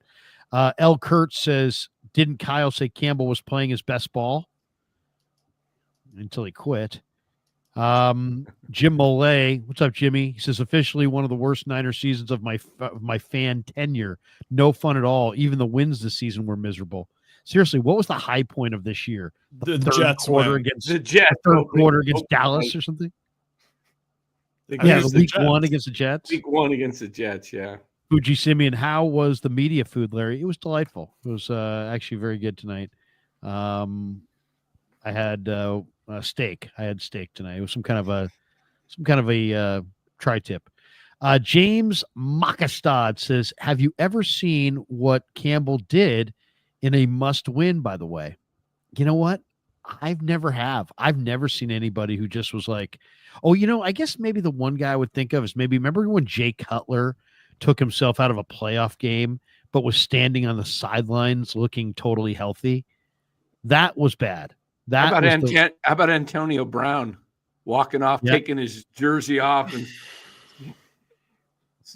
yelling at the crowd? Yeah,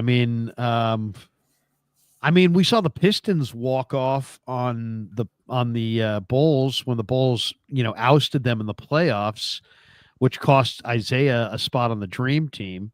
But it's pretty rare. It's pretty rare. We got this one from Cleveland's Slowest. Larry, who's the nice lady sits next to you in the presser with the awful attempt at thought-provoking questions, emphasizing words like obnoxious? I think you're referring to the television girl. Her name's Erin, and she's a very nice girl, and she's young, and she's just getting started. So let's give her a break. She's actually a very nice person. L. Kurt says, locker room fallout or coming together, which one? I think when things go south in a season, you find out who's got character and who's out for themselves. I mentioned it to Bosa, and he was like, heck, you should have seen the look on his face. He's like, yep. The last month is going to be about who's got character and, can we stay together and who's a Niner and who's going to be here in the future and who ain't.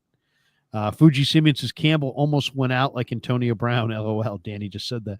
Jim Moles is so disappointed in Brock Pua instead of Hawk Tua. And Debo can eat a bag of maybe he'll stop talking. Okay. EB49 says fire trade Kyle. I bring our floor and bring in What's Flores' first name? Brian Flores. Flores. Brian. Yeah, he's got R Flores. Brian Flores from Minnesota. Flores is a good coach. There's no question about that. Melba Toast says the 49ers got hit by Devo's Twitter karma tonight. I think she means Debo or he. I think Melba's a woman. By the way, could you imagine Kyle Shanahan with Brian Flores blitzes? Like there's no way Kyle would stand for that. I know. mean, Flores. After Flores Wilkes bringing everybody zero every play. blitz, yeah, I mean there'd be some stare downs. L. Kurt says Debo should stay quiet. Trade him. Deserved. Fuji Simeon says, remember that Bill or Charger player who retired during a game years ago? I think at halftime, Ward was blunt when it came to Campbell. He cut. I think you're talking about Vontae Davis, which is Vernon Davis's brother. Yep. Usually when somebody retires, I've seen guys retire in training camp, but as far as mid-game, I mean, you owe it to your brothers to stick it out. That's just as simple as it is. I remember, when I played sports when I first started playing sports, it's like third grade, fourth grade. I think I wanted to quit soccer one year, and my dad said, "Yeah, you can quit if you want at the end of the season. You're not going to quit now. You committed to the team." And he was, my dad didn't lecture me very much, but he was like, pretty much lectured a young Larry Krueger with, "Hey, look, you owe it to, when you're on a team, you owe it to your teammates to show up. And you have a higher calling than just yourself." And so like, we never went to birthday parties. If we had a game, we went to every game. We went to every practice. I mean, George Krueger was not allowing you to quit. And I think it's a good, it's just my dad telling me as a talk about youth sports, but it's a good message.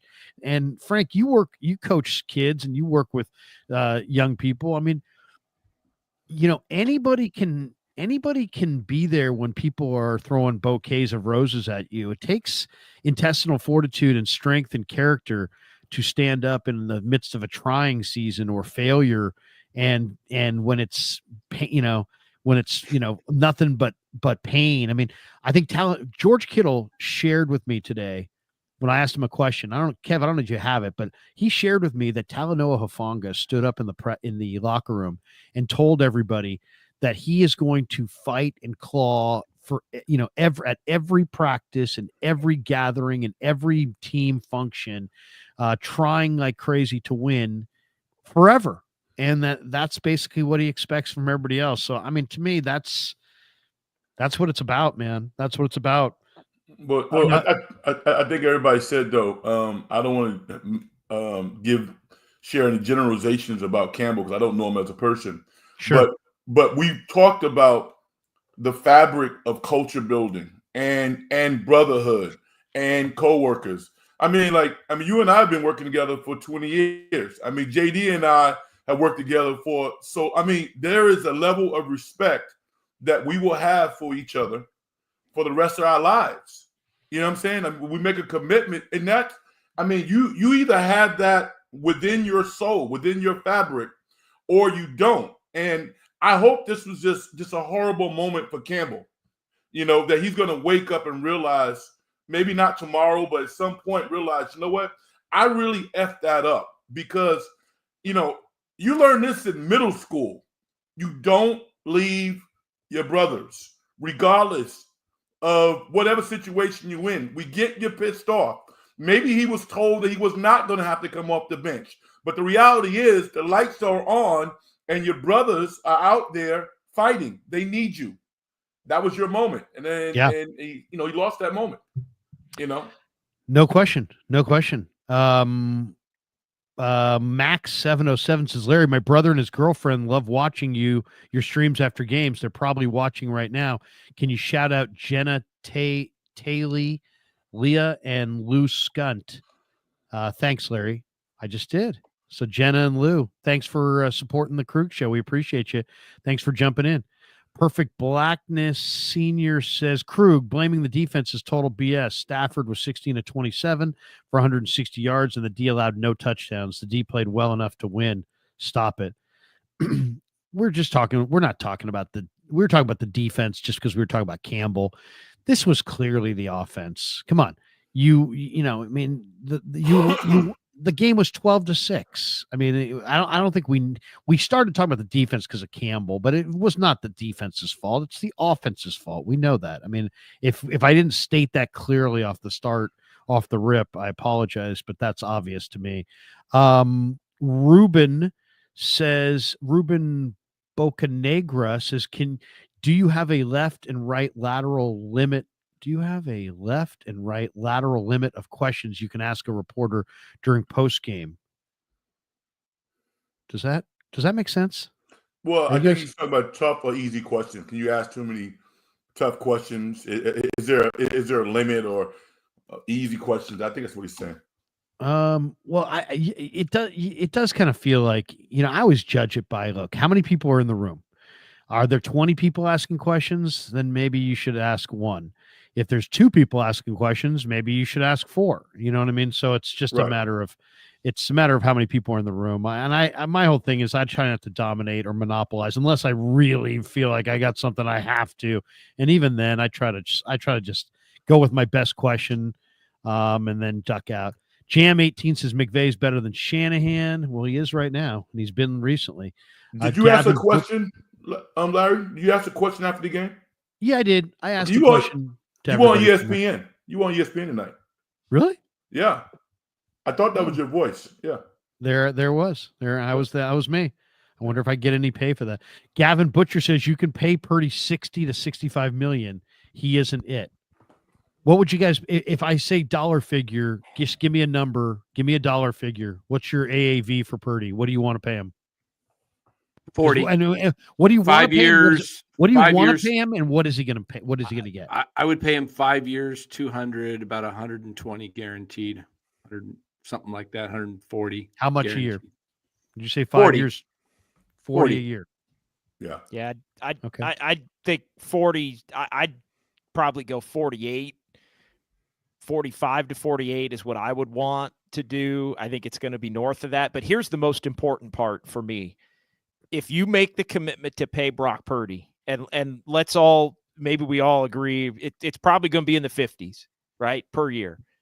If you make that commitment and you're the 49ers, you have to make sure that you've got enough weapons around him. We can debate the offensive line, but you have to make sure you've got at least 4 to 5 weapons to where if somebody goes down, you've still got 4. I think 4 is probably the magic number, right? If you've got the 5 eligibles, 5 out of 5 is perfect. That's near MVP level Brock of last year. If you take 1 away, you've still got enough. You got to have 4 legitimate weapons. And so if you deem that to be McCaffrey and Kittle are 2, Debo's no longer one of them.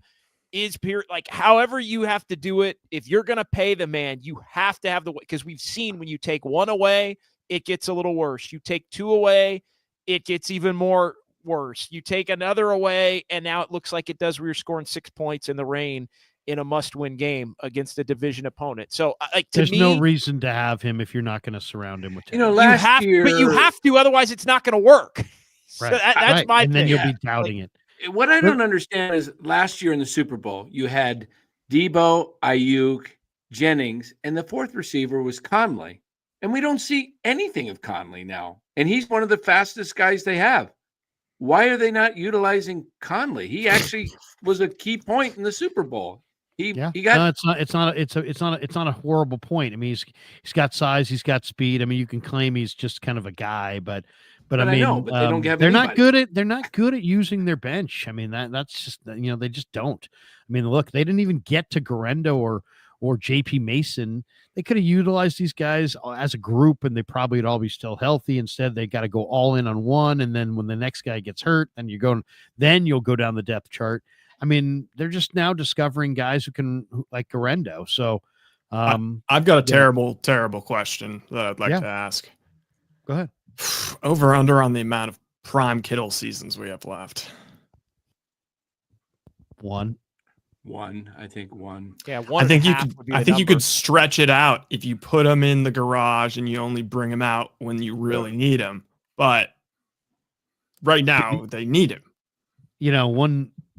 I talked to Kittle in the locker room after the game.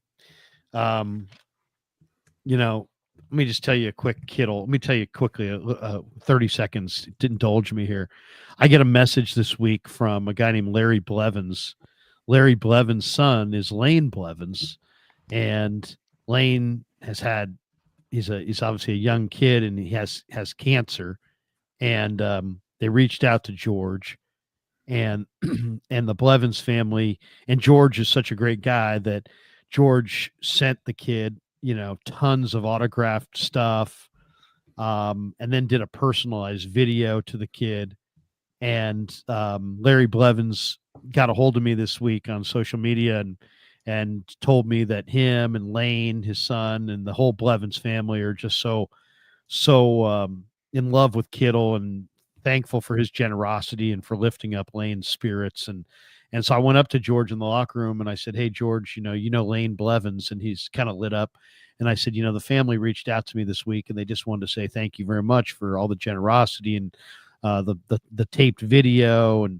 And he's like, absolutely. I love doing that stuff. That's what I'm here for. And that's what I want to use my platform for. And, so, George Kittle, way to go, bro. Way to go. Solid person. And those are the things that matter, man. The rest of this shit doesn't matter. That's the stuff that matters. That's life and death. James Foster says Jennings, 9 targets, 2 grabs. Week 3 versus the Rams, 12 targets, 11 grabs. Perdy went to Jennings too often. Daza says Brock has been missing open players all year. I think there is something to be said about that. James Mockastad says, remember when Debo ran into Garendo? What the hell? How? Yeah, that was just terrible. That was you just can't have that happen. Valen says, package Debo, McKivitz, and Brendel trenches, please. Package him where? To Siberia? Yeah. What? Maybe the Raiders, Jets. Yeah, you forcing those guys to live together? What are we? Is that like a burger bundle or something? Daza 0187 says, so what are Purdy's excuses tonight? Yeah, well, I'm sure Brock makes lots of excuses. He actually went to the podium and owned the failure. Fuji Simeon says Debo and Zion should share nutrition and fitness ideas. Got this one from Titus Moeller. Congrats on receiving the Jerry Rice rookie card. Awesome gift. Jerry's my all-time favorite player. Does your card have a PSA grade? No, it does not, but it should. Jim Molay says the bright side, a more affordable Purdy next year. Yeah, there's no question he's not going to get cutting edge money, you would think, based on this year. Valen says watching Floyd get dunked on by Williams, seriously. HR says the Rams have a real stadium, won a Super Bowl, and already ascending after a rebuild. Niners failed to capitalize on their window and couldn't face it.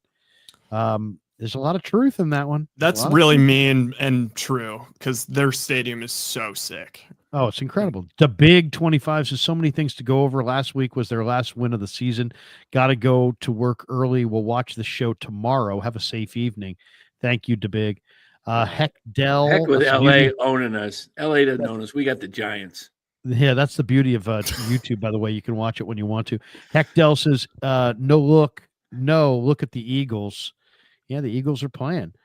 Perfect Blackness says, I'm not calling for Shanny's job, but I wish the San Francisco press corps could be replaced by the Chicago, New York, or Philly press corps.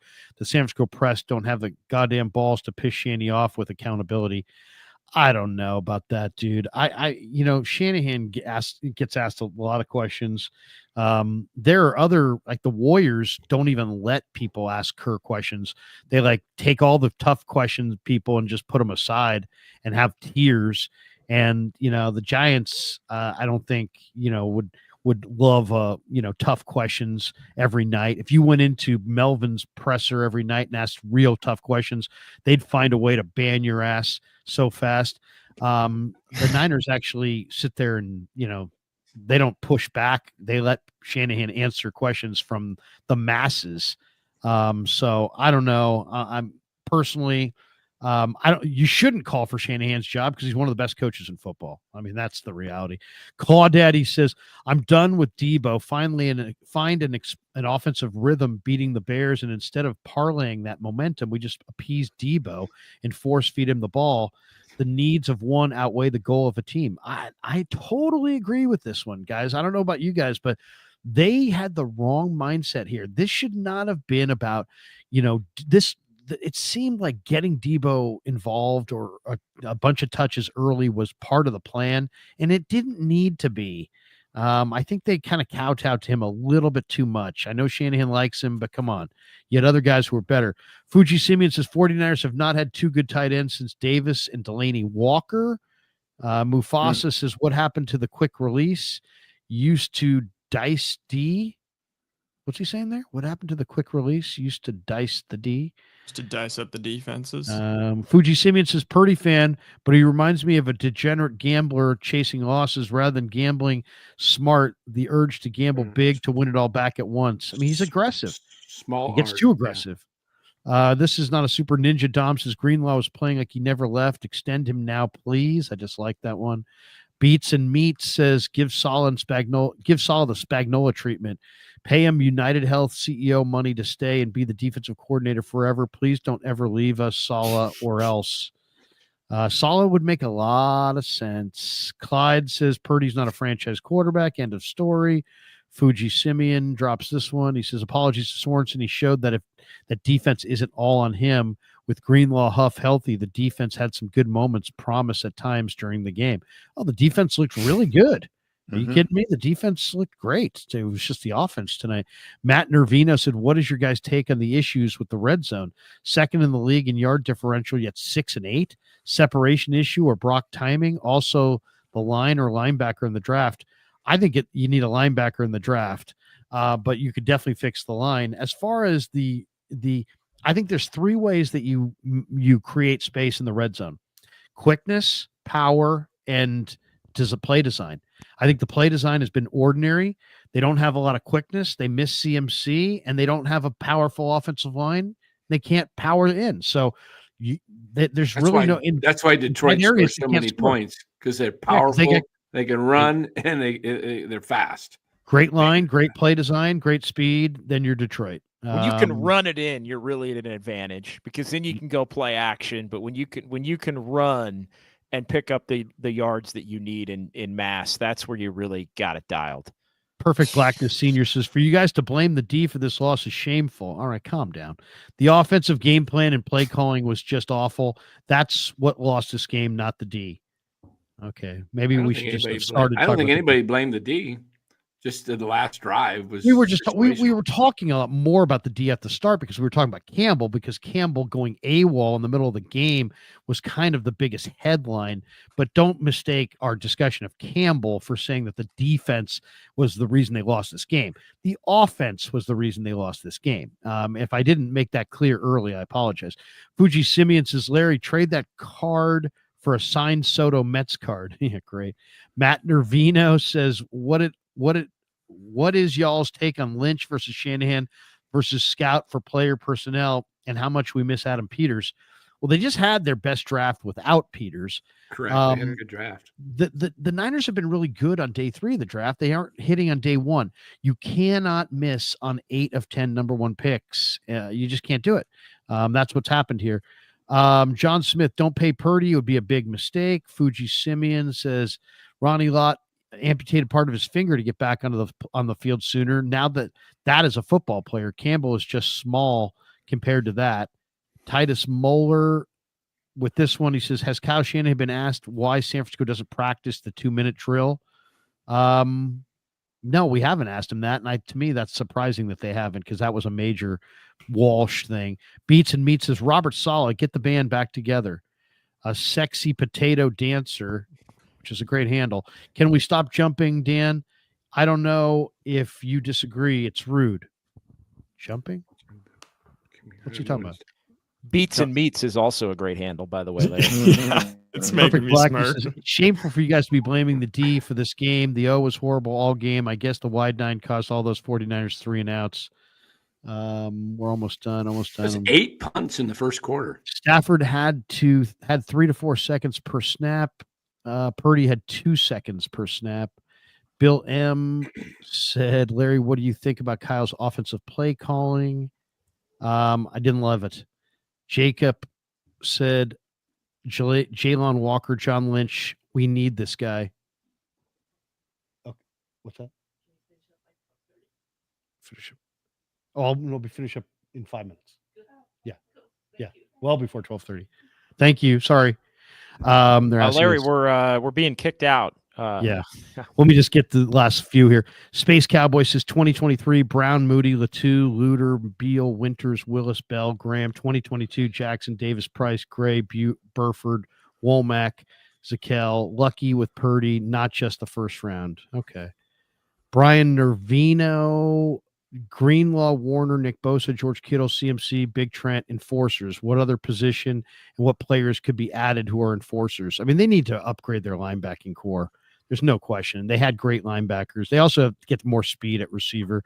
Bill M says, be fair, Mini Krug. You're talking about Kev. Mason was leading the league in rushing, and when CMC came back, Kyle put him on the shelf, and then he got hurt. We got this one from SoCal Ram 88. SoFi North, please pay Perdy $50 million. Oh, man, that hurts. We've been calling SoFi Levi's South. Perfect Blackness is tank for Shador Sanders. That's Dion's kid. He's going number 1. Space Cowboy says Campbell should do what Vontae Davis did and retire. Probably will, whether he wants to or not. Andre Hanna, Huff looks solid tonight. Do you think the Niners should re-sign him? It's crazy how good our defense looks when Bosa, Huff, and Dre are all in the lineup together. There's no question. They love Huff. He's definitely coming back. They're going to re-sign him. Space Cowboy says it's Tyshawn Samuel. Debo is gone. Oh, great. Now we can't call him Debo anymore. Fuji Simeon says team bonding activity stealing Campbell's catalytic converter or keying his car. Great. That's how stealing his Cadillac converter. Somebody sounds like maybe has done that before. 6 minutes. That's really specific. 6 minute abs, which is what's that? What's that? What movie is that from? It's something about Mary. Yeah. He goes, what about 8 minute abs? He's like, no, man, no. 6 minute abs. Thoughts on Milroe? No running back, tight end, wide receiver on Bama besides a 17-year-old kid. He runs a pro system, a strong arm, mobile. Milroe in Seattle. Yikes. I'll say this about Milroe. I saw him last year. I didn't think he was NFL. I saw him this year. He was terrific. A lot better, I should say. So he's raw, but he's got a lot of talent. There's no question. Anthony Catania says 6 points with the weapons this offense has is unacceptable. Great seeing you at the game, Larry. Thanks, Anthony. Great to see you. Merry Christmas. Thanks for the Rice rookie card. Mr. Funny says, how much would it be? How much would it be? How much would it be a blow if a team like the Lions, who have been at the bottom forever, wins a Super Bowl out of nowhere, while the Niners, it's just coming short over and over again? They stress me out. Well, I mean, you know what? The Lions picked high in that draft for a number of years. They should be good after a while. This is their 2019. So we'll see what happens. Sean Turner says, has Larry let anyone else talk? Just got here. No, Sean, I haven't let anybody else talk. I've just talked. No, our lips have been sealed the entire time. In fact, none of these guys mics are even working. I'm just here. And they're just standing there waiting for me to talk. We're just AI guys. They're all AI. All right, that's going to do it for us. But let's do this. We'll go around the room one last time and let's give out our game ball, our final thought, and we'll start with you, JD, and we'll move around. Yeah, game ball goes to Dre Greenlaw for me. I mean, it's an easy one. He's one of few, really, I think, to even choose from tonight, given the way that the game played out. But 10 months ago yesterday, he goes down in the Super Bowl, February 11th in Vegas. That is a hard rehab to come back. He fought and he battled and he worked his ass off to be in a position to where he could come back with something still for this 49ers team to play for, at least coming into this game. And he was awesome in the first half. He was flying around. He was making tackles. He was laying wood. And, I think it was 10 tackles unofficially. It got bumped down to 8 in the official box score, but all in the first half. So Greenlaw would be the game ball for me in a big way. That being said, I would shut him down for the rest of the year. And I would look to try to re-sign Dre Greenlaw and pair him with Fred Warner. And I'm with you, Larry. They probably have to draft somebody else that they can get in the mix. But Greenlaw's my guy, and that's what I would do with him for the rest of the year too. I would shut him down. Rest of it, I mean, we've discussed it, so I'm gonna cede my time to Frank Red. Red, what do you think? I'm gonna say Mooney Ward. I think when he first came back, He was a little apprehensive, a little shaky over the past couple of weeks. I think he's played much better.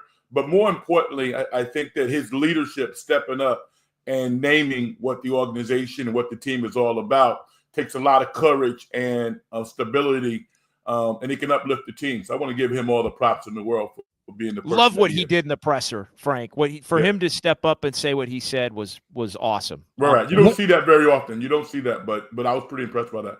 What did he? Because you're talking about in the locker room, because it wasn't in the. No, not at. yeah. What did he say? Mooney wore it at his locker, and here I'll get it. I'll get the exact quote, and I can. I have the exact quote here. It's KMBR posted it. Our guy Austin Scott working in the locker room. He says, I feel like that was some sucker shit. Mm-hmm. He's probably going to get cut soon, so it is what it is. He said he should have said something before the game, and didn't, and that it was, was kind of a. Let me get the full quote. I have the full actual text quote here. As far as that goes. But yeah, he called it, he said that was some sucker shit, probably going to get cut soon.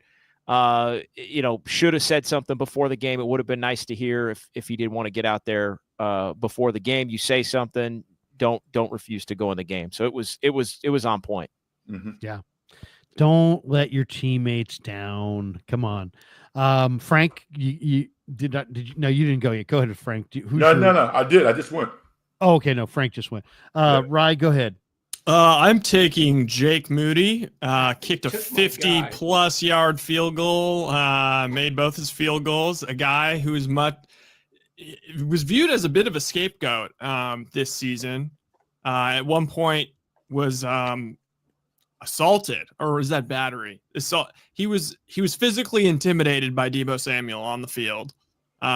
And you know what? I don't know if he's missed a kick since.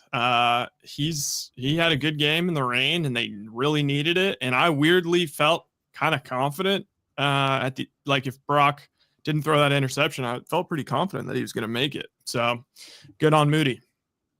Danny? You took my guy, so I made a football for it. I'm going to kick a Jake Moody field goal right here. It's good. Okay. That's kind of cool. That was good too. That had distance. Since you went with Moody, I'll just go with Kittle. By the way, I shouldn't say Dan, do you want to go next? I should say, Dan, do you have anything you would like to say to Logan Webb before you go next? Yes, Logan, I love you. Hope you have a great season with the San Francisco Giants. There you go. Okay, now go ahead, Danny. Yeah, I will take George Kittle.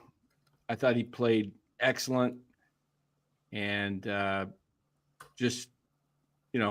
he's a dog, man. I love seeing him when he catches the ball, run after the catch. It's just too bad they didn't go to him more often. I will go with that Corgi who won the Corgi Corgi contest at halftime. Did you guys see that? The best Corgi at halftime? Did you guys? There was a on-field contest. Corgi races. It was Corgi races at halftime. It was pretty entertaining. It was. Not gonna lie. Imagine if those. It was more entertaining than the first half was with all the punts. Exactly. It really was. It kind of reminds me a little bit of Debo and the kind of the short legs and the I probably shouldn't go there. All right, I'm gonna say I'm gonna go with Greenlaw. I mean, come on, man, that was inspiring. Mm-hmm. This guy didn't play since the Super Bowl, and he came out and he played like that. And I knew he was going to play like that because you know what? The guy only knows one speed. But I'll tell you, man, there's a price to be paid. He could bear. I mean, you're talking about a guy who runs in the 4.5s. He limped onto that dais to talk to us, and he limped off. And he's going to feel like shit in the morning. I guarantee you, he's going to feel bad. But man, he's a beast, and I love that guy, man. I love that. I mean, there's very few players that I would wear a jersey of. If I had to wear a jersey, I'd wear 57. He's just the man, and they have to sign him, man. This guy is just he's so respected, and he's so real, and so, I mean, he's one of the best Niner players of this era. So I'll try to forget about the rest of the night, especially the offense, and I'll just remember that Dre Greenlaw, this was the night where Dre Greenlaw came back and just played like Dre Greenlaw. and it's just amazing to see. When he was first half when he was playing, he didn't look like he was missing anything. He looked like the guy's amazing. The guy, yeah, seriously. I mean, it looked like Dre Greenlaw. Yeah. Since Kev popped back in, Kev, we're just about to take off. But give us your game ball or just who stood out to you tonight, who you're feeling good about. Which game balls have we already given out? Well, I went Greenlaw. JD went Greenlaw. Frank went Mooney, and Rye went Moody. Frank, you There's went still, Mooney. There's though, still a too. big. I went Mooney Ward. Yeah, Ward. you went. Yeah, he went Mooney Ward. You went Jake Moody. Yes. Jake Moody. There's still And Pat Danny- O'Donnell. Yeah, Danny went with the Giants' new shortstop. I mean, yeah, it's hard to pick who You could go stood with out in the a game where ref they from the scored. Warrior game last night if you'd like. He was strong. Bill Kennedy. Bill Kennedy. Yeah, Bill What Kennedy. He delivered a really good tech or whatever that was called when he on camera. He had a good Oh delivery. yeah, he of is that great. speech. He's on kind of become camera known for Riz. that. Yeah, he's become a folk hero as being. What the what lead. would you even call that? What is that? What is that sequence Fit- called? Fitz is like, he's got mic tremendous, presence? He has great tremendous mic dick- presence on his. incredible calls. diction. It's like, who the hell cares? That's all I need is like officials to have like their, what great talkers they are. But go ahead, Kev. Yeah, I mean, honestly, it's hard to come out of this game where they scored 6 points with anyone really strong on the offense and defensively, even though they really limited the Rams to only 12 points. It's hard to come up with a lot of guys that played really well on the defensive side, other than Dre Greenlaw.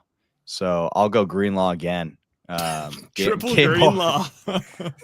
three balls to Greenlaw today. Yeah, no, I thought he was just I mean, you're never going to see a more obvious example of how much he means to this team as he did today because obviously when he was playing, they just were dominant. And then as soon as he came out, they couldn't stop the run. So Greenlaw is everything for this Niners team defensively. And I think he was on full display today. So I'll give the third game ball to Dre Greenlaw. Well, hey, that's going to do it for us, guys. I just want to thank all five of you guys. I think this is the best show that we do every week is these post-game Niners. I've been encouraged by different people at different times to change it up and have, different people on, but these are the guys that I want to have on. There's a reason why this show kicks ass on almost all the other post-game shows out there. And it's because you guys are real, you're authentic, you're genuine, you watch the game. We all get along. We've all known each other for a long time. So I just want to thank each and every one of you guys. And I just want to help you guys promote your channels and anything you have going on. So why don't I would promote Danny's channel, but he's starting to get close to me. So I'd like everybody to really unsubscribe from Dan and try to not unsubscribe from Dan. Don't watch his stuff. He's a fraud. And I don't want to be associated with him, and I'd like everybody who's following me to unfollow. No, I'm just joking. Danny's great. Danny, tell people where they can catch NorCal Sports Network, and will you be streaming at the end of this show talking baseball with Ned Coletti or Lou Marston or Los or Logan Webb? No streaming tonight unless all of a sudden Corbin Burns gets announced, but hopefully that's tomorrow. Hopefully the Giants sign Corbin Burns and we'll go live. But otherwise, next live will be 7:45 Pacific Standard Time tomorrow night. Okay.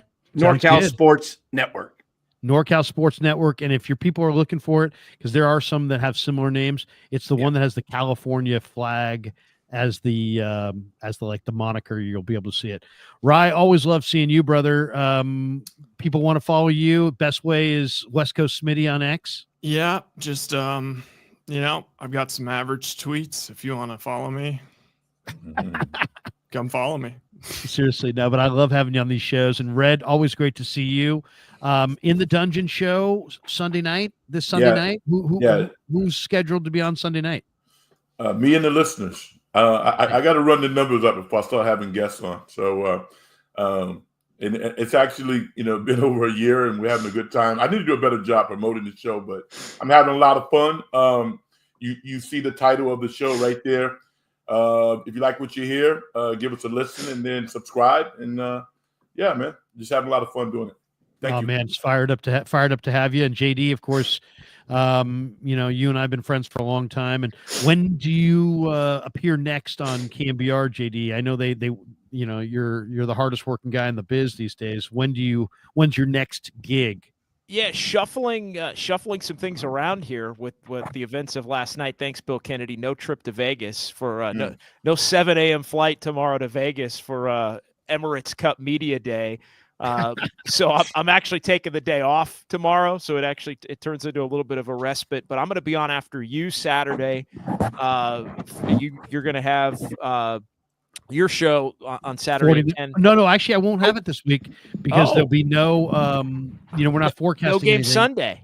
No Got game it. Sunday. So I think there's something else going on. I checked At the 10? schedule. Yeah. Okay. Yeah, I forget what it is, but it's Army Navy. It's Army Navy Saturday. It's an Army Navy Saturday, and I think your show, Just Dubs, is in and around Army Navy somehow. Yeah, right? it's in and around that. So looking forward to that. It'll be Saturday, and then back for the Warriors, Dubs OT on the KMBR YouTube channel and over the air. Sunday, the Warriors are playing Sunday. They're not playing Saturday in Vegas. They are playing Sunday, and Klay Thompson's back again. So Warriors and Mavs at Chase Sunday. And then, after every Warriors game and all of that. And then I'm going to be on a lot during the holidays, but I'll be on with you guys again before then so we can promote all that coming up then. Hey, Awesome, JD, man. a little tease here for the Warriors. Are you expecting on the 15th when Anthony Melton is eligible to be traded, anything happen as early as Sunday or early next week? I don't think it's going to be that quick, but I do think they're looking around at what they can do. And I think he would definitely be a part of it, or his contract would definitely be a part of it now with him out for the season. I think they're looking around in a big way to get a number 2 scoring option and or just improve their overall depth. I don't think it's only stars, but I do think it's a lot of the usual suspects that have been discussed here. Jimmy Butler over the last few months. Among them at the top, but no, they're going to do something. I think that's the one thing we've learned here in the last couple of weeks is they have the ability to be a really good team. I don't think as they're currently constituted they can be a great team. I think they know that, and so I think they're going to look to change it. But I wouldn't say by Sunday. I'll take the over on that, Danny. Okay, Kevin, or shortly after. I think they need to move quick because they are really hurting with their rotations right now. Danny, leave Logan Webb alone. Okay, let's leave Logan Webb alone. Oh, he's coming after me, man. I mean, seriously, you're making the spot hot for Logan Webb. That's things aren't going to go well for you. You're never going. All drinks in Rockland, California, are going to cost you double from now on. Kev, final word. We'll let you have the final word. The man who's visiting his girlfriend has a really nice haircut. Go ahead, Kev. Final word. No final word. I don't have any words to say. Subscribe to the Krug Show. Follow us on Spotify. Give us a review on the podcast feed. Follow the socials. That's all I got to say. There you go. That's going to do it for us. Thanks to all you guys. Have a great night. Appreciate every single one of you guys. I'm back streaming tomorrow morning at 9 a.m. with Damon, at 10:45 with Chase Sr. Until then, thanks to Pig and a Pickle. Thanks to Mancini's. Thanks to Sharp Corner Sports Cards and Collectibles. Thanks to all of you guys. Have a great night, and thanks for supporting the Krug Show. Peace. Yeah, never met a man I've been scared of. Careful, you won't get